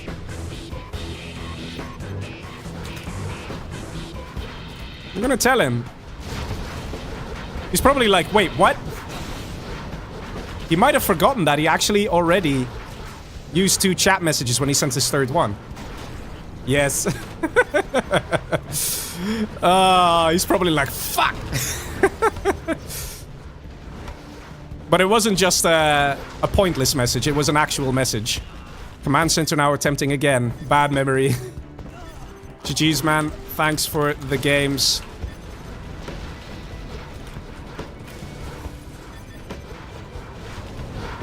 And let's see. Dark now pushing in on Pablo. Pablo trying to hang on. In the meantime, we do see Mo here looking mighty fine. And if Mo gets another player kill and then reaches 2nd place, for example, he will have won enough points to reach 3rd place. Oh man, the last Dozer, the last Dozer. The last Dozer of Pablo and new units coming in. Is this a 2v1? I would say this is a 2v1. Only reason Purple got so many points is because of it. Oh, that's an A10. That's an A10 coming in. Whose A10 is that? That's very important. It's Green's A10. It might get stopped by the scaffold, actually. Oh, he gets it. He gets it. Ladies and gentlemen, that is it. That is it. Dozer hunt complete. Oh, man. I'm not sure if that's a 2v1. We did see a push here from Dark. I think that is a 2v1. I think it is. If that push of Dark didn't happen, we would have seen the CC up. Noobs, says Pablo. I'm gonna check with Pablo. Just to double check. He's gonna quit out any second now. I don't think he's got much. He's got 1 barracks, and that's about it. They were worried about Pablo getting far. And he got a lot of points in this challenge. But unfortunately for him, he didn't make it. He didn't make it. He got taken out. Mind you, he still has 11 points, so he could still reach 2nd or 3rd place. Yes. Okay, so he says it's a 2v1. Okay. Yeah, I was pretty sure about that. But I just wanted to double check to be on the safe side. In case he said, nah man, it was all Joe, or it was all Dark. So Pablo, 2v1. Dark, 2v1 Pablo. And who else did the damage? Joe. Joe, who's still on 0 points. We could just give the point to Joe. It's not going to change anything. But at least it will be like honor restored. In the meantime, we see Joe coming in strong on Mr. Dark. Dark not ready for this. Dark is not ready for this. Joe could definitely take out Dark here. Mo here with a nice army, so the pressure is on Massacre. Ooh, EMP Patriots. Massacre is having a real hard time here with the Air Force General. Oh my god, this carpet bomb is beautiful. Oh my god, is he gonna stop the army? He might stop the army here. Oh my god, oh my god, oh my god, oh my god. Guys, this is gonna be gorgeous. Gorgeous. Yes, look at it. Oh my god. What a carpet. Only 4 GAT tanks versus this freaking army. Yeah, good luck, Massacre. Okay, never mind. He's got reinforcements. He's got reinforcements. In the meantime... Oh! What happened here? Was that an A10? How did all these Humvees die of Joe? There you go, man. You have to choose. Either you capture a great carpet or whatever the hell happened here. Alpha coming in as well from Mr. Joe. So Dark is still in a world of trouble. And starts building a war factory. How many Alphas doth thou have? Just the 1. No countermeasures, definitely worth getting. I just saw him spend his general point, so he might just send in a Spectre and take this out. Let's see if that's gonna happen. I guess not. I guess not. Maybe he already has a Spectre on cooldown. No subliminal messaging here from Mr. Massacre. Guys, stop doing that. New cannons here, also excellent. It's a great way to take out a slow-moving army like this. And they're moving slow because of the Avengers. And he has Avengers because he's worried about MiGs. There aren't that many MiGs. But again, 2 MiGs can take out a chunk of Humvees. So you gotta be careful with that. In the meantime, we see another Alpha coming in. But he's gotta be careful because they die fast. And that gives a lot of XP to Dark. Dark already level 3. He is normal USA, so he's not gonna be that problematic with the general powers until he's level 5. But still, you don't want to waste it. You don't want to waste those important units. Cash being collected here. Joe is finally finding himself in a good position. He's got 2 islands. And Dark is kind of on the back foot. Dark should just build a 2nd command center and be done with it. The mines, don't go through the mines, please. Avengers also out of position. Massacre could capitalize on this. Might see him send in those MiGs. Maybe. Oh, hello. Tick, tick. I see. That's a nice Burton. Planting TNT charges, taking out the oil derricks. Double A10. And an Aurora. Aurora going on what? Nice move there from Dark. Spreading out the Humvees. A10 takes out the War Factory. And I think the barracks, was that a no, supply. War Factory and supply. Excellent target. So Joe is dealing a lot of damage to Dark. And it won't be long before Joe overpowers him and takes him out. Joe also very nicely working his way to level 5 here. He's actually ahead in XP compared to Mo, surprisingly enough. Joe dealt a lot of damage to Pablo early on. He's got to be careful with those alphas. I don't think it one-shots a supply. No, it doesn't. So a bit of a waste there. Mind you, Dark, with a few good moves, can actually deal a lot of damage. This airfield is exposed. We could see like an A10 coming in, and that would be very painful for Dark. I mean, very painful for Joe. And oh man. Alpha's showing who's boss, and the EMP takes out another one. And this is what makes it so hard for Dark to push. In the meantime, we see a lot of Humvees. No Avengers this time. And not that many MiGs out. Only 2. Moving along the edge here, going for the Tomahawk. No, dude. You need these MiGs over here. Was this the perfect bait from Mo? Was it the perfect bait? We need a carpet bomber right here. Stat. Or a mine drop. Something. Right now. Massacre. Wasted his shot with the MiGs. They needed to go on the Humvees. This is a big army. There needs to be a nuke cannon. There needs to be something. There is a nuke cannon. Does it deploy? It's deploying. Does it get taken out? It's inside the war factory. And the evac. Oh, man. Very nice moves here from Mr. Mo. Go for the airfield right away. Take it out. Them MiGs. MiGs getting destroyed. Excellent. Ambulance hitting the area as well to help repair these little Humvees that so desperately need it. And right now, there's a world of trouble here for Massacre. How's he gonna get rid of these puppies, these Humvees, these very dangerous units? We got a Spectre coming in to intercept the army and take out the nuke cannon. Such great plays. And now we have the command center under threat. He has to be careful, though, because a carpet bomber will enter the map from right here. This is really easy to carpet bomb, and of course, Mo knows this and chooses not to engage the command center, probably because of that reason. If he was to do that, a carpet bomber will surely come in and wipe the entire army clean.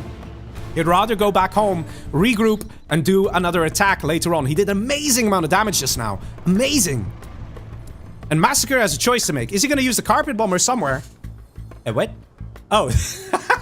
That's a carpet bomber of this guy. For a second, I thought it was going to be the carpet bomb of purple. I was like, wait, is he killing himself? But here we go. This is the plan. Take out a bit of stuff here and there. Gets the hackers with the angle. Very nice. And that's the internet center, half health. Continues now with the Humvees. Takes out a Dozer. It's clear where this is heading. We're going to see some Raptors or stealth Comanche. Something's going to happen to take out the command center, because right now he's looking for Dozers. He's literally looking for Dozers. Nothing else. There's going to be a Dozer hunt incoming. Massacre should catch on. He's probably pressing the select idle Dozer button and going like, wait a minute, where are my Dozers at? And here we go, Moab coming in. Only one Dozer, very exposed here on the front. And still, we haven't seen that carpet bomber in a while. Massacre is ready to go. Cyan Air Force and all mid, and now he's taking my spot. I don't think these other players care. I think Joe just wants to kill Dark to get a point. And here comes a fuel air. We should peace, says Dark. And that's his second message. The Massacre now also used a message. And the leaflet hits an Overlord. Not the best target, but the pressure is on. Here are the Comanche moving in. They want to take out that command center. But first, taking out the Dozer. This is what I'm talking about. The Dozer hunt is inevitable here. No Raptors, though. I'm a bit surprised he's not going for Raptors or maybe even Auroras just to take out this structure. To clear the player. Get the point. So far, guys, Mo is worming his way up and getting a lot of points in this match. In the meantime, we still have Dark and Joe wearing each other down. They're both quite hurt. They don't have that much income. They don't have much going for them. Unlike over here, Mr. Mo, kicking ass and taking names on his favorite map, Defcon 6. It's what he knows, it's what he loves, it's what he's used to. And he's showing that and proving that to everyone.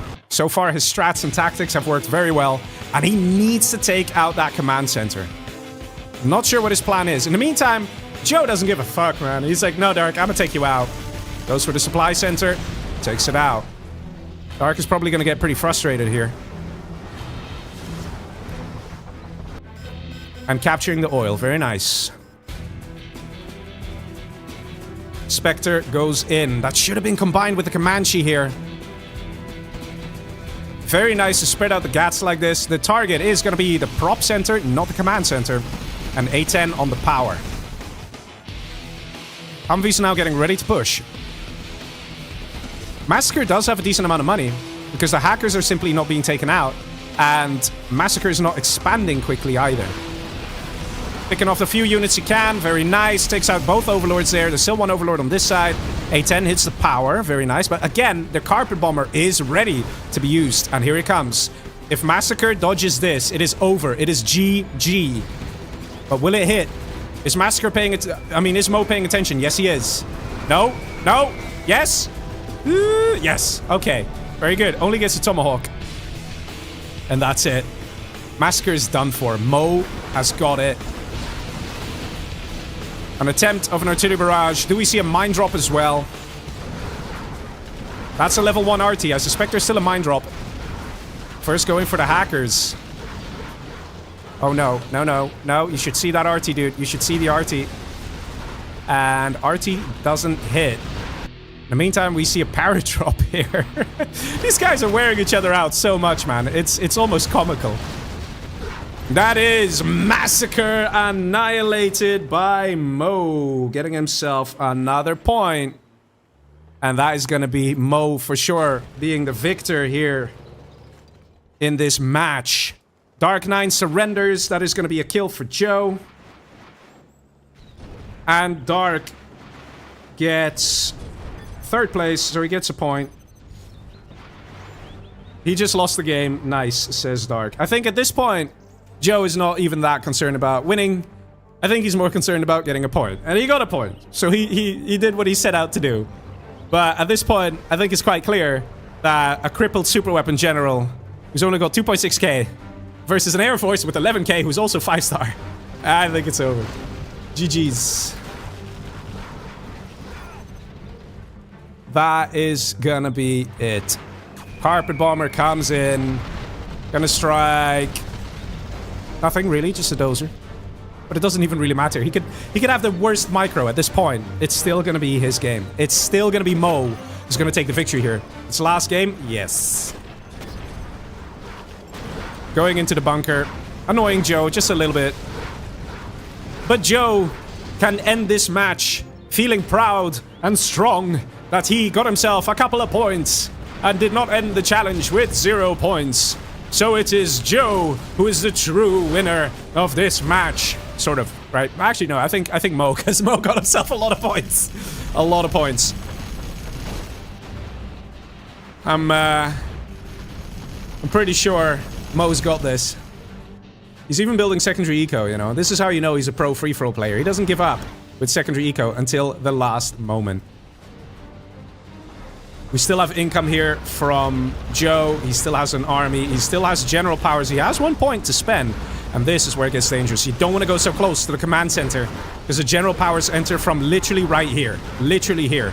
So these guys can be exposed. What the hell is that? Okay. Is that fuel air going to be successful? Mo gets out of there. No, it's not. Not successful. GG, says Joe, and surrenders. And that is Mo getting himself a nice victory there. Mo coming first place, and also with the first player kill. Oh man, he got himself a lot of points here, guys. He got himself a lot of points. Let's see. Joe also got killed here by Mo. It is arguable that it's a 2v1. The players did wear each other down, but Joe still had quite a bit when Dark got eliminated. So I do think that it's a toughie. It's a toughie. First, let's tally the points. So let's see where we get. My god, Mo kicking ass. Joe also come in second place. And let's tally the scores. Of course, the scores will never be perfect because we are using a point system. It is very hard to truly grade a free-for-all challenge. It is very, very hard. But we do our best and we try and be as fair as possible. So, let's see. Dark 9 got 3rd place, so he gets 1 point. So he finishes on 7 points. Dr. Goldfish got killed early, but he chatted an extra time, so he loses a point. So he's on 9 points. Joe killed Dark, got 2nd place, so he gets 3 points. Massacre didn't achieve that much and also got no points, so he has 18 points in total, which, let's be honest, is still pretty amazing. However, Mo got the first player kill on Dr. Goldfish, the first place in the match, and he got the point for Dr. Goldfish. He got the point for Massacre. And did he get the point for Mo? Questionable. Let me see. So that's 3, 3, 1. That's 7. So that's 12 or 13. I'm not sure if that's even going to make a difference. And Pablo didn't kill anyone, and he got 2v1. So that's going to put him on 11. So yes, ladies and gentlemen, the winners are clear. Let's see. So we have first, second, third. All right, ladies and gentlemen, this is very interesting indeed. Because the score got really close, actually. Really close. Not exactly for the first place. But the second and third got pretty close. Whether I give the point to Mo for killing Joe or not actually makes no difference. So we're just going to gift it. Because why not? He played great, man. He played great. So Dark is on 7 points. Dr. Goldfish is on 9 points. Poor Goldfish, man. Poor Goldfish. No, shouldn't have chatted. Mo is on 3 points. Massacre still 18. Mo has gone up to 13 points. And Pablo still on 11. So the first place winner is Massacre, followed by Mo, followed by Pablo. A very big congratulations to the players.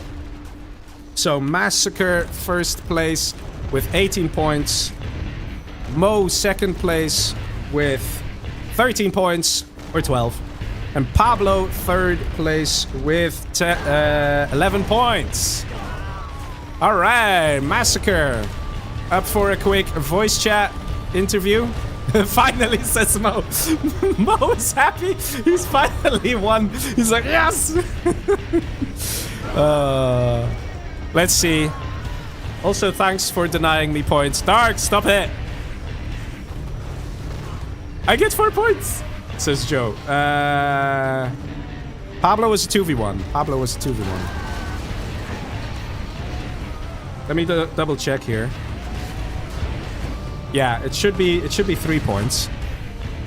But we can check the replays after the stream.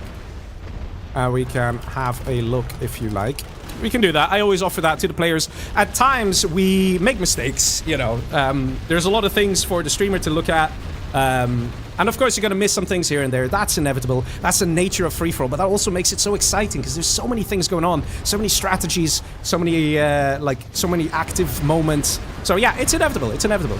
Let's see if Massacre wants to chat. Massacre says, yep, he wants to have a voice chat. Let's have a quick voice chat with Mr. Massacre. Ladies and gentlemen, let's do it. Let's give him a call. Let's see. The almighty Massacre. Hello, Mr. Massacre, who can't hear me because for some reason I have the wrong audio set up. Don't worry about it. We can fix that. Okay. That's 1. That's 2. Can you hear me? Yeah, I can hear you. Mr. Massacre, congratulations, man. Yeah, thank you, bro. How was it? Yeah, it's a very nice set. Actually, I enjoy it. And everyone did well. And I will say something. This FFA doesn't make you the best one. Like that doesn't. How would say it? That's okay. Don't worry. Take your time.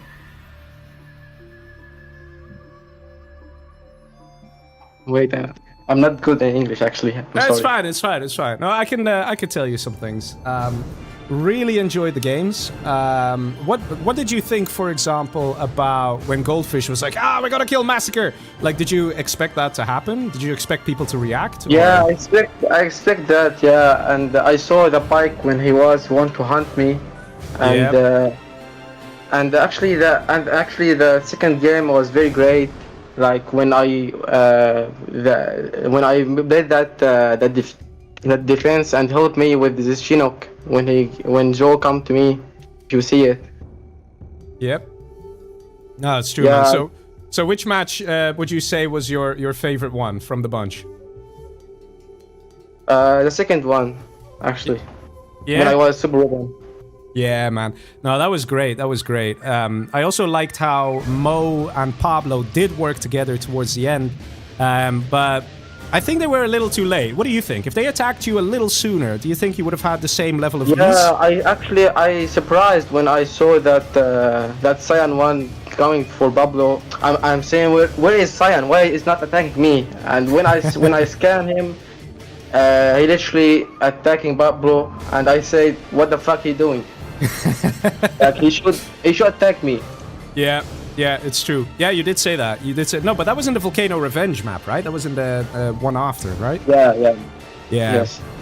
But who are you most afraid of, actually, in this challenge? From Dr. Goldfish, actually. Yeah? Yeah, actually, and actually Pablo is very good. Everyone is very good, like, but actually the most one I'm afraid of is Goldfish. Yeah. He's always sneak and yeah, you know him.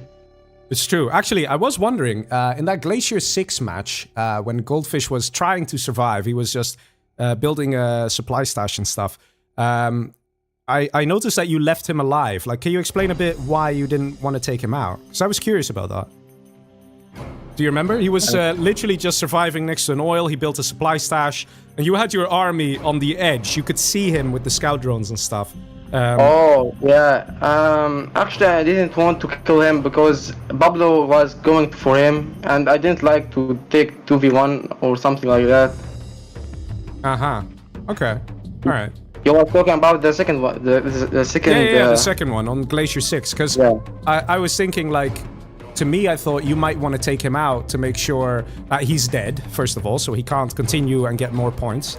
No, actually, he built the supply, and I took his geolatox.